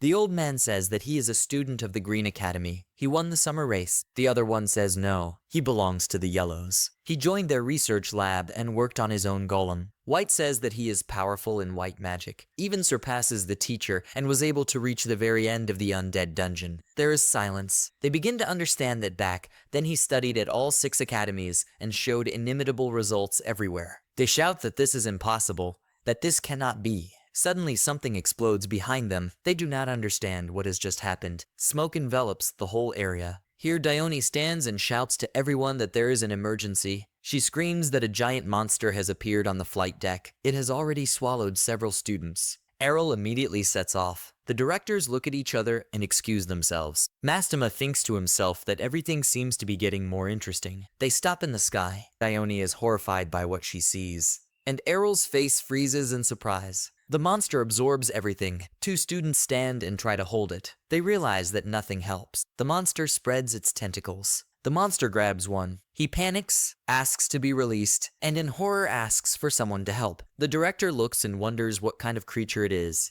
Its color and size, he has never seen such a thing. She tells Dione to evacuate the students urgently, and he will tell everyone what to do. Mastema says he never thought he would see this monster outside the demon world. Errol grabs him abruptly and menacingly asks if he knows what it is. At this time, the director of the Red Academy attacks the monster. The woman says that it's not bad, and he confidently says that he will turn it into ashes, but he will fail. She says he seems to have put himself out. She confidently asks to provide it to her blue magic then, after which she uses permafrost. The man tells him that she looks very pleased. She says she will freeze him whole. However, the ice breaks. The monster breaks out again. The woman says in horror, "Did he melt the ice?" He agrees and also asks if he really has magic resistance. The monster attacks. The director manages to summon an ice shield, but her barrier begins to crack slowly. She says in horror that it can't be. He will break it so easily. The man says that, therefore, neither their attack nor their defense work against him. They're shouting that the shield is going to break. Then another director manages to summon an earthen wall. The old man says that it was close. The white magic of the great saint is simply amazing. Energy is bubbling in his body. White says he doesn't want them to get hurt. They reason that the ice wall didn't work, but it looks like the earth wall is holding up. Maybe the creature is weak against yellow magic. The old man says he's not sure. He says that every magic wall is different. The earth wall will be stronger, but even if it worked now, it won't be able to hold him forever. The young director asks what they should do.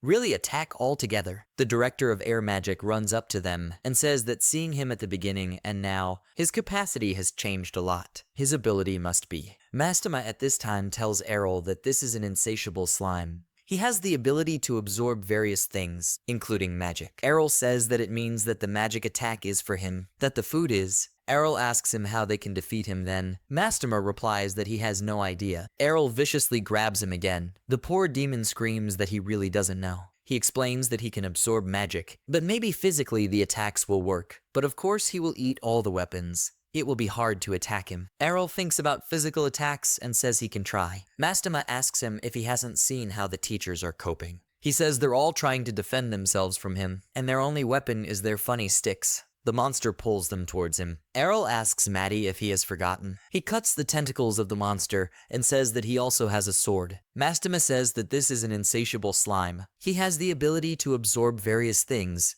including magic. Errol immediately thinks that if magic attacks don't work, then physical attacks are appropriate here. He gropes for his belt and realizes that he left the sword of Joma. It looks like he will have to go back for it. However, He sees the whole situation and decides that it is necessary to keep the situation under control. And then everything glows from his hands again. Mastema gets scared. He does not understand and asks him what he is doing. Errol replies that he is using alchemy to create a new sword. He says he realized that a good sword would be needed for this slime. Mastema thoughtfully says that he was mistaken. He indignantly says that, therefore, it was enough for him to use his wand to deal with him. Actually, in the demon world, he is a noble. Errol creates a sword, examines it, and says that it is perfect. Suddenly, he hears someone shouting and turns around. The directors are barely standing in front of the monster. Its tentacles have captured them. Here, Errol abruptly arrives and cuts these tentacles, freeing the directors. Errol sees and immediately thinks that he cut him, which means that physical attacks work. He examines his sword, concludes that it was not eaten.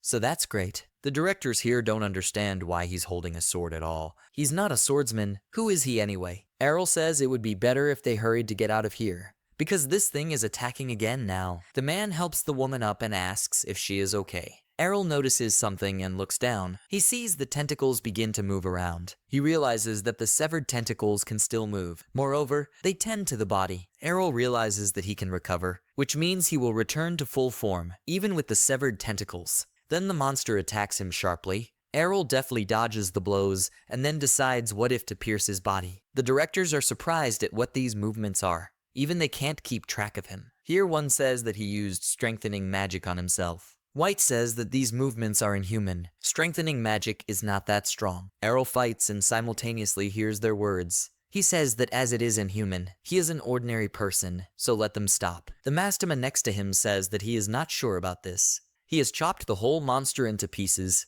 He is waiting to see if it will work. However, all the parts of the monster are going to pile up again. Errol sees that it means that even so he received almost no damage. How difficult it is. Mastema next to him says that this is what he understands. A real demonic slime. He tells the hero that it serves him right. Errol grabs him and says how restless he is. Maybe feed him to him as punishment. He shouts that this is beyond punishment. Errol sees that the monster is going to act again. Errol asks Mastema if this means that his flesh is different from other demons. He replies that, in his opinion, he moves instinctively. Mastema tells him that since he is here, it means that he has not eaten yet. Errol says that it seems he has decided to change the hunting location. It will be bad if he gets to crowded places. The monster attacks. Errol uses an earthen wall in an instant. The monster hits the wall. The directors are all watching him. The old man says that means he can use not only the magic of flight. Another old man addresses him with the fact that he told him that he can create golems with the help of earth magic. The woman says that not only that, let them look at his left shoulder. She says he has a familiar and not some simple one. It's a demon. They ask in shock if he really made the demon his familiar. She replies that this is possible only with the help of black magic. They don't understand who he is at all. Errol covers the monster from all sides with walls and climbs up. Mastema asks him what his plan is,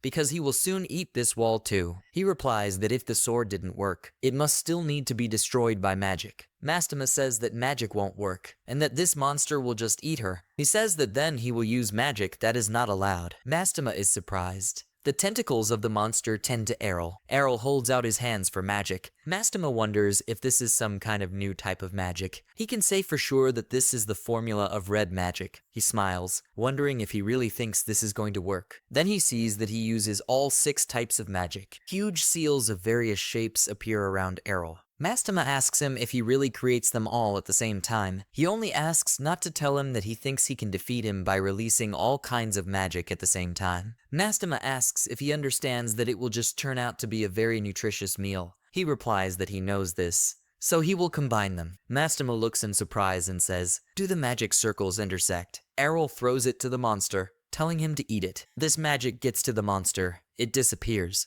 Mastema takes shelter from the wind and thinks it's strange that there wasn't an explosion or something like that. He notices that the grass has returned to its place. There is no trace of slime. He asks what it was. Is it really some kind of teleportation magic? Errol replies that this is not the case, and that it was the magic of extinction. He erased all magic in this area. Since he could recover even from tiny pieces, he needed to destroy it entirely at once. He says that using all kinds of magic at the same time is a bit tedious. Mastema is surprised by his words. He asks his master if he is exactly human. He replies that, Of course, the fact is that the one who taught him this was, everyone here is screaming in horror about the magic of extinction. Errol turns to the directors. The old man asks him how he was able to use the magic of extinction. Only someone with the mystical class of the Magic King has the opportunity to use such legendary magic. Everyone is starting to say that he must be a Magic King. It can't be, even though he is so young. They ask him what to do.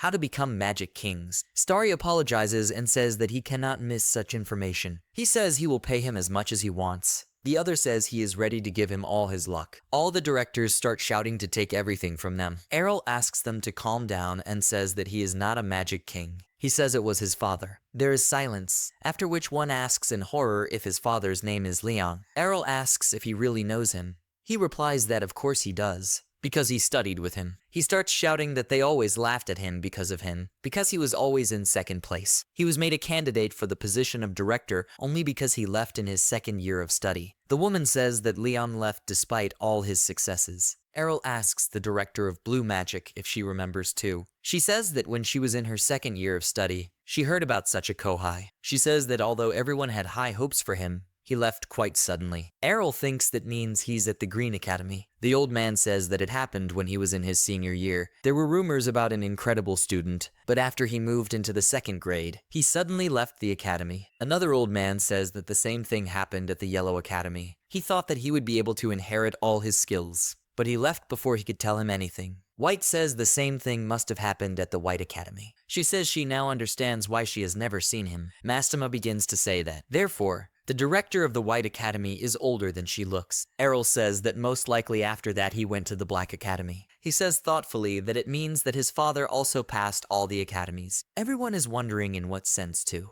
Errol says that he also studied at all 6 academies. All the directors lower their heads in disappointment. They say, so that's why they chose him. Errol asks if they didn't know. The woman angrily shouts that, of course not. Who could have expected their student to do something so strange? The director of the Red Academy sighs and says that he is serious. Like his father, only he passed the academy sequentially. He studied it all at the same time, so he bypassed even his own old man. Errol remembers his father telling him that he was taught magic even before he came here. A lot, to be honest. That director says that means he has heard about the way to become a Magic King after all. Errol replies that something is between the lines. All the headmasters ask him to teach them. Errol asks if they are really asking to practice all the magic abilities of the highest ranks from all the academies. Errol says that's the way it should be. At least that's how his father became a Magic King. The director says that, therefore, having studied only one type of magic, he will never reach the rank of a Magic King. The woman says that in other words, by dividing the types of magic into academies, the other adds that it makes it impossible for them to get someone with the rank of Magic King. White says that if they did get rid of the Black Academy, the mayor comes in and tells them it's a great job. He smiles awkwardly and says that it looks like there are problems here, but he is glad that they have dealt with them. According to what he had heard on the way here, a slime from the demon world had appeared here. Ione told him. He says that only 2 academies, Black and White, could have made the call, and speaking of that, he doesn't see the director of the Black Academy here. One says that they still have a lot to discuss about the Black Academy. White has something to say to the mayor. She says they should think about the current situation and not only with the Black Academy, but with all academies.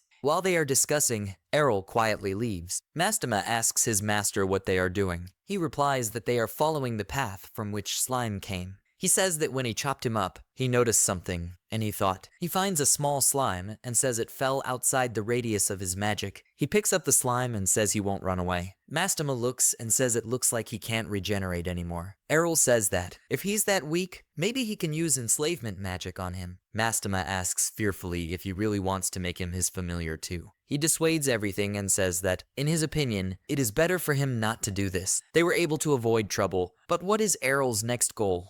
There is a crowd on the street of the village. There are a lot of people. Kaido and the girls are also walking. Kaido says that even though everyone panicked yesterday because of the demon, today everyone is behaving as usual. Kyufa explains to him that it happened quite far from the center. There were only a tiny part of the people there. A listless Khalida walks behind them and agrees with them, saying that the residents were not threatened. They approach her, put her on a bench. Kaido asks if she's still in shock. Kyufa tells her to sit down and that they will go buy something. She is sitting. A paper bag is handed to her. Kaido excitedly says that the Green Academy went through hell yesterday. He holds it out and asks if she can eat. She says she can. She takes it and says with a sad face that the demon appeared right on the flight training field. All the students he ate belonged to the Green Academy. She says that's why they were looking for the missing, checking lists, checking the immediate surroundings. She sighs and says that they never managed to find anyone. She went to the city to try to unwind, but it didn't help. They look at her with regret. Kalada says that thanks to the search, they managed to learn something, and perhaps they will be able to learn more by exploring the territory. Kyufa does not understand and asks what to find out. She replies that this is the place where the demon came from. She says that it is located next to the playground. There is a small storage room in which things for classes were stored. Kaido asks in horror and shock if he didn't come from the dungeons. Kyufa is scared. Is he really from the premises belonging to the school? She says that a magic circle was painted on the floor, not to mention that none of the students could read it. She says and surprises the guys that it was most likely the black magic of the summoning. Kaido asks if they didn't understand the inscriptions. Why not ask the gentleman? He confidently says that he is a student of the Black Academy. He definitely knows something. Kyufa says that now that he has said it, he was scared that the book was screaming. With books on black magic, this is not uncommon. Kaido says he didn't want to go to the festival together, but he might be interested in it. Maybe it's worth checking out this pantry with him. Kalada smiles guiltily and awkwardly. She says that the fact is that the teacher has already talked to Errol. Kaido also smiles and says that's what they thought. She remembers how he reacted to her request, justifying himself by saying that he needed to clean the room. So it would be better to ask Retalia. He refused her. Kaido thoughtfully asks if the gentleman has always been so clean. He thought it might interest him. Kyufa suggests that maybe he has some other business. She remembers something and guesses what's going on. At this time, Errol is sitting in the room with a bunch of documents. Next to him, a little slime eats all sorts of papers. Errol calls him Rururu and says that, as he thought, he is really useful with cleaning. Errol strokes Slime and says that he is a good boy. Slime reacts very nicely. Errol says that although they are both pets with Mastema, Rururu, in his opinion, is much more useful. Mastema is indignant about who else is a pet, calling him bad words. Errol reads it and asks him if he just said that. He says in a panic what he's thinking about. Errol doesn't say anything and burns it. Errol sits and says that Rururu has grown up again. No wonder. After all, he eats so much. Although it is convenient, but it is quite problematic if you leave him alone. He says there's nothing to be done. We'll have to use extinction magic to burn half of it. Mastema is frightened by such magic. Slime shrinks to the size of a palm. Errol picks it up and says that's better, the perfect size. The demon thinks that this guy is not really human. Errol asks Rururu if he is satisfied. He responds with different sounds. Mastema looks suspiciously. He wonders how he can be satisfied when he is treated like this. Errol replies that slimes do not feel pain. Mastema says that it seems to him that this is not the problem. Then someone knocks on the door. Mastema tells him that he has guests. He goes to open the door. The guests abruptly open it themselves. That he flies away. That trio abruptly walks in and asks if he really wants to leave the academy. The girls look worried. Errol asks where they got the news from. Kyufa shouts that Khaled said he was cleaning up. So they thought he was preparing to leave the academy. They scream if they see that all things have evaporated. Kaido asks, it's not true. He just packed his things to come to a separate room. Errol says no. He really thought about leaving the academy. Kaido is horrified by the information. Errol says that he has already read all the books in the library, so he has nothing else to study here. Kaido cries and says in a trembling voice that it can't be. He hasn't taught him much yet. Errol strictly calls him by his first name. Kaido begins to cry bitterly, and Errol thinks to himself that he does not remember that he became his teacher. He puts his hand on his head, and he hugs him. Errol says resignedly that if there is a chance, he will visit him. Kaido shouts that it is better that it be so. He says that he will return to his family first. Probably they were worried about his sudden disappearance. After that, he thinks of visiting the City of Demons. Khaleda asks about the City of Demons. Kyufa says that the name is creepy. Kaido asks if this is not the same city located in the center of the world where all the demons gathered. Kyufa asks him why he goes there. He replies that he wants to become a monster trainer. Khaleda is surprised to ask why it is them. He replies that he has been getting more and more of them lately and needs to keep them under control. After hearing this, Kaido says that it means he has another one besides Maddie. He shows him a slime. They wonder if this is the slime. The girls say how cute he is. Kaido is touched and says that it fits in his hand. Kyufa tells him that he is thinking about disgusting things. Kaido says that if he would only name him after him, he would remember him and pamper him every day. Mastema tells him that instead of pampering him, he would be annihilated every day. Errol says his name is Rururu. The girls admire and say what a cute name he has. Kufa holds a slime in his hand. Kufa sighs and says sadly, "If only yesterday's demon was so cute." Khalida agrees. Errol looks at them thoughtfully. At the meeting, the evil mayor shouts that this is impossible. What are they talking about? They cannot allow such a skilled student to leave the city. He keeps shouting that he has managed to reach a mystical class in magic. They are obliged to leave him here and ask him for knowledge. The director asks him to calm down. He informs the mayor that they have also confirmed that he is not a magic king. The mayor then says that even if he doesn't, the hearing he can become is much more important. The woman says that in any case, he decided to leave the academy himself, and they have no right to stop him. The mayor asks if it's not their job to do something about it. The old man intervenes and says that what the mayor says is true. It would be a pity if he left, but he can no longer learn anything here. He has no reason to stay. Another old man says it's bitter to admit, but maybe even they won't be able to compete with him, so it's impossible to limit his freedom with magic. White says pitifully that no one can stop him. The mayor says it can't be. He hoped to attract a lot of tourists here. Bloggy turns to Mayor Knoll and says that there is no need to worry. He says that from now on,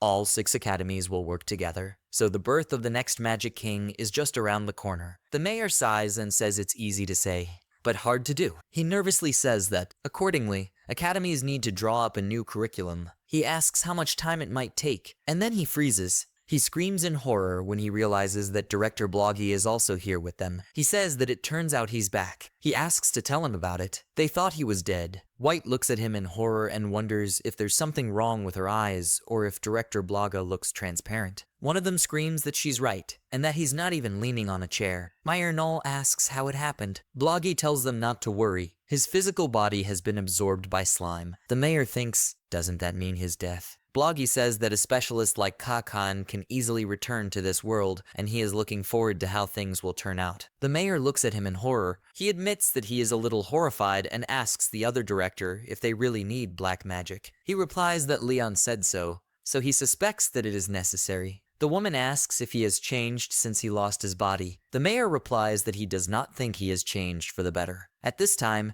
Errol is standing at a certain gate. He pushes off the ground and says that now that he has learned everything, he can be sent back with the help of flight magic. He says goodbye to Kaido and the others, waving to them during the flight. Those with tears in their eyes also say goodbye. Mastema next to him says that he was reminded where his family was. Errol replies that the journey would take a week on horseback, but with the magic of flight, in his opinion, they will manage faster. Mastema speaks happily. He thinks he doesn't want to show the demon to his parents. How about letting it go somewhere here? Errol says that he has never seen this city before. Now he is interested. Mastema asks him not to ignore him. Errol tells me that his father is a magic king, so don't worry. He asks about his mother, who replies that his mother is the Princess of Blades. He then cautiously asks about his brothers or sisters. Errol leaves the city of magicians and sends them to new lands. Errol tells during the flight that his 2 sisters and the eldest were just doing something. He tells everything about everyone, causing Mastema to sigh. He says that, in his opinion, his whole family is not normal. Flashbacks of the girl with whom he ate a pie together, how he and Reina looked after the drunk girl, as well as other adventurer girls who interacted with him. They are approaching the gate where 6 knights are standing, 3 of them armed with spears. Errol looks at it and says without emotion, "This is the protection of this city." Mastema agrees and says that despite the fact that he is so small, they did a good job. Errol tells him that he thinks they could stay here. Then one of the knights blocks his path with his palm. He asks him if it is true that he is a traveler. Errol doubtfully agrees and says that he probably can, so to speak. The knight explains that in order to go further, he needs permission. Errol replies that he understands and asks how he can get permission. Here the knight asks him to tell him his class. Errol looks at him questioningly and is surprised that he suddenly asked about his class. He had never been asked about it in other cities. The knight points a spear at him and menacingly says that if he does not answer him, he will not be able to go to the city. At the same time, any false statement will be considered a crime. Errol asks in surprise if it would be considered a crime for that. He strictly says that they have such rules here. Errol speculates. Perhaps this is in order to avoid dangerous individuals entering the city. They seem to be passionate about protecting their city. Errol asks the knight if he can just show him his certificate. The knight tells him that he can do so. The knight looks at the certificate and says that it is classless. Errol asks him if he can get permission with this. The knight tells him that classless people cannot enter or leave through this gate, besides getting permission too. Errol looks at him questioningly. The knight points with his finger and tells him to direct him to that gate over there. Errol looks where the knight pointed and sees a huge queue of ordinary people who want to get there. Mastema tells him right away that it will take a long time to defend this queue. Errol says they might be able to stay in another city. The knight turns away and says that this is not a bad idea, because this city, in his opinion, is not the best place for people like him. Errol does not react in any way and goes to the queue.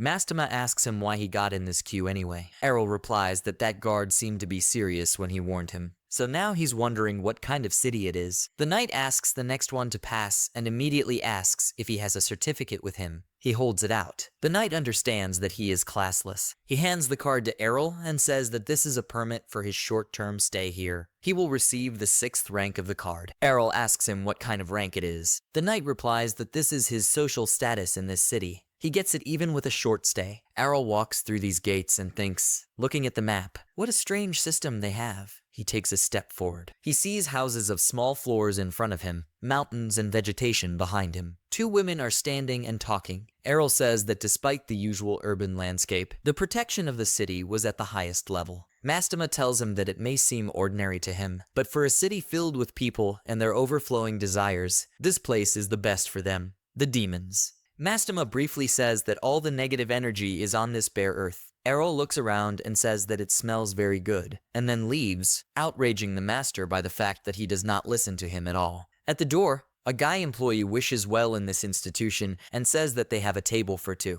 Errol approaches the guy that he would like to eat something. He smiles brightly, wishes well, and asks if he can see his card. He shows his card and asks if he wants to see this one. He immediately turns gloomy and says that they serve people from the 3rd rank, so he has to get out of here. Another person approaches. The waiter sees rank 2 and asks to be allowed to escort her. Errol is watching them. Mastema laughs loudly and says that it's like paying in advance, and then abruptly stops talking because Errol squeezes him. He says they limit the choice of institution depending on their rank. He says that, in his opinion, they will have to find an institution that matches their rank. However, the woman screams angrily, waving a ladle that they only have from the 4th rank and above. Another one shouts at him, saying that there is no such food that he would give to the 6th rank. One bald man shouts that they are an upscale restaurant specializing in 2nd ranks and above. Errol keeps wandering around the street and says that there are many establishments here, but none of them sell food for the 6th rank. He begins to wonder what if there isn't one of them here. He sees the sign and thinks, if they refuse him in this place, then he will probably have to move to another city. He goes to the door and thinks that it's kind of quiet here, maybe they don't work. He opens the door,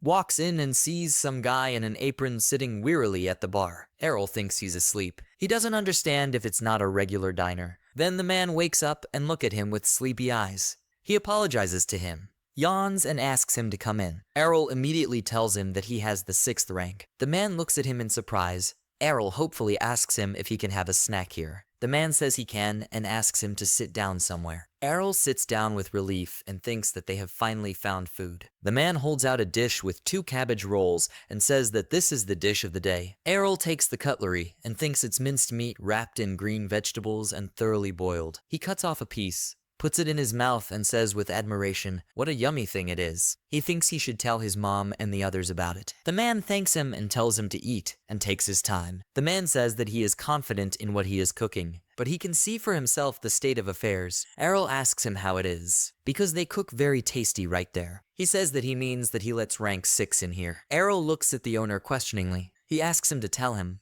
to confirm that he is not a local. He sits down next to me and says that it must have been difficult to find his place. He agrees with him and informs him that no one has let him into other places. The man says that he must have already realized that this city divides people from rank 1 to rank 6. The lower his rank, the more they discriminate against him. At this time, Errol thinks that cases of discrimination based on class are not uncommon, as it was in his hometown. Everyone was fuking, pointing, saying what a pity it was that he was classless. Errol says it's the first time he's seen such an attitude in the whole city. The man explains that this city is like a paradise for people with high ranks, and for everyone else it is hell, as if they are all servants. The man sighs and says that the low ranks here are not even treated like people, as if he is some kind of mistake. Mastema begins to laugh out loud. Errol angrily squeezes him. Errol asks the man, so why does he serve the 6th ranks here? If he refused them, he would get more customers. The man grits his teeth and awkwardly and regretfully says that his daughter is of the 6th rank, just like him. He begins to tell her that she is a very talented and kind girl. Until she was 10 years old, she was very popular among the residents of their area and the townspeople. But then, after receiving the blessing, she became classless,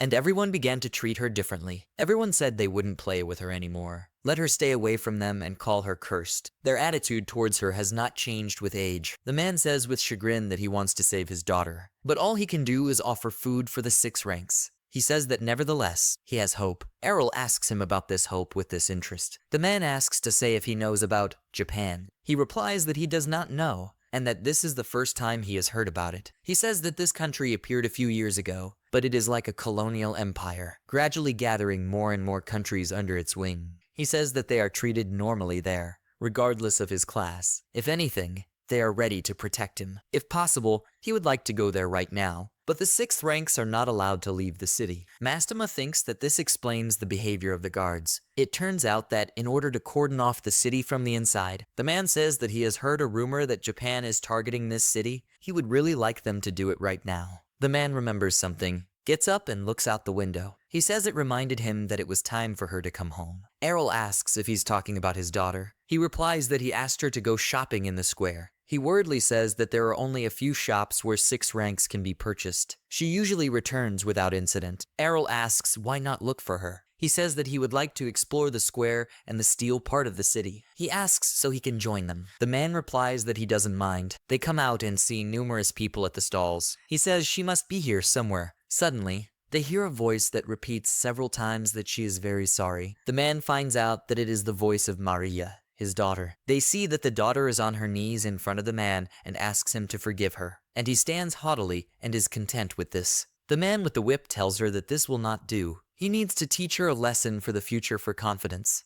The father calls Inferior and protects her, covering her with his body. He asks him what he plans to do with his daughter. He sighs and says that he is the father of this girl. He points and asks to look at his feet. The man is watching. This aristocrat says that she stepped on the shoes that he just bought, and, as it turned out, she is generally rank 6. When he is attacked as a person of the 2nd rank, it is humiliating. Ryu says in a trembling voice that he is mistaken. She did not step on his shoes. He just suddenly appeared in front of her. That man asks, so she wants to say that it's his fault, despite her low 6th rank. The man asks to forgive his daughter. He swings the whip and says he can't, and that he has to teach her what happens when the 6th rank disrespects the 2nd rank. A man hugs his daughter tightly, and the crowd looks on in surprise. The blow easily stops Errol. Everyone is surprised how he stopped him. That man pulls the whip in anger, but Errol does not let him go. He thinks to himself that he grabbed his whip. He moved in a split second and stopped his attack. Errol pulls on himself and takes away the man's whip. He says that he said that he would teach him what happens when rank 6 disrespects the 2nd. He gets scared and asks what is wrong with him. Errol says he is classless, essentially rank 6. He breaks his whip. He approaches the man and asks him to teach him by example.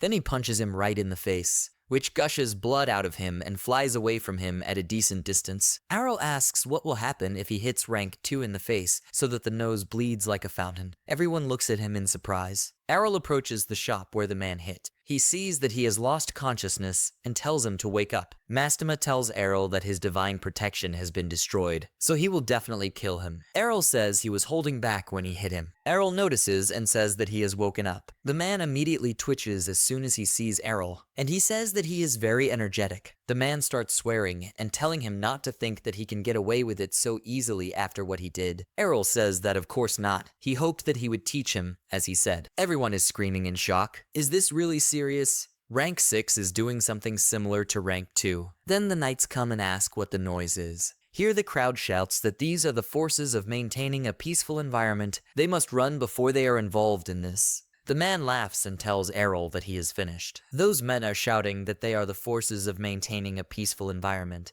Where is the man who attacked the high-ranking one? The man points at Errol and says that it is he, the 6th rank, who hit the 2nd rank, that is, him. They all point guns at him and tell him not to move, and that they would take him to the feudal lord. Errol says that he understands, and that it is logical that this happened.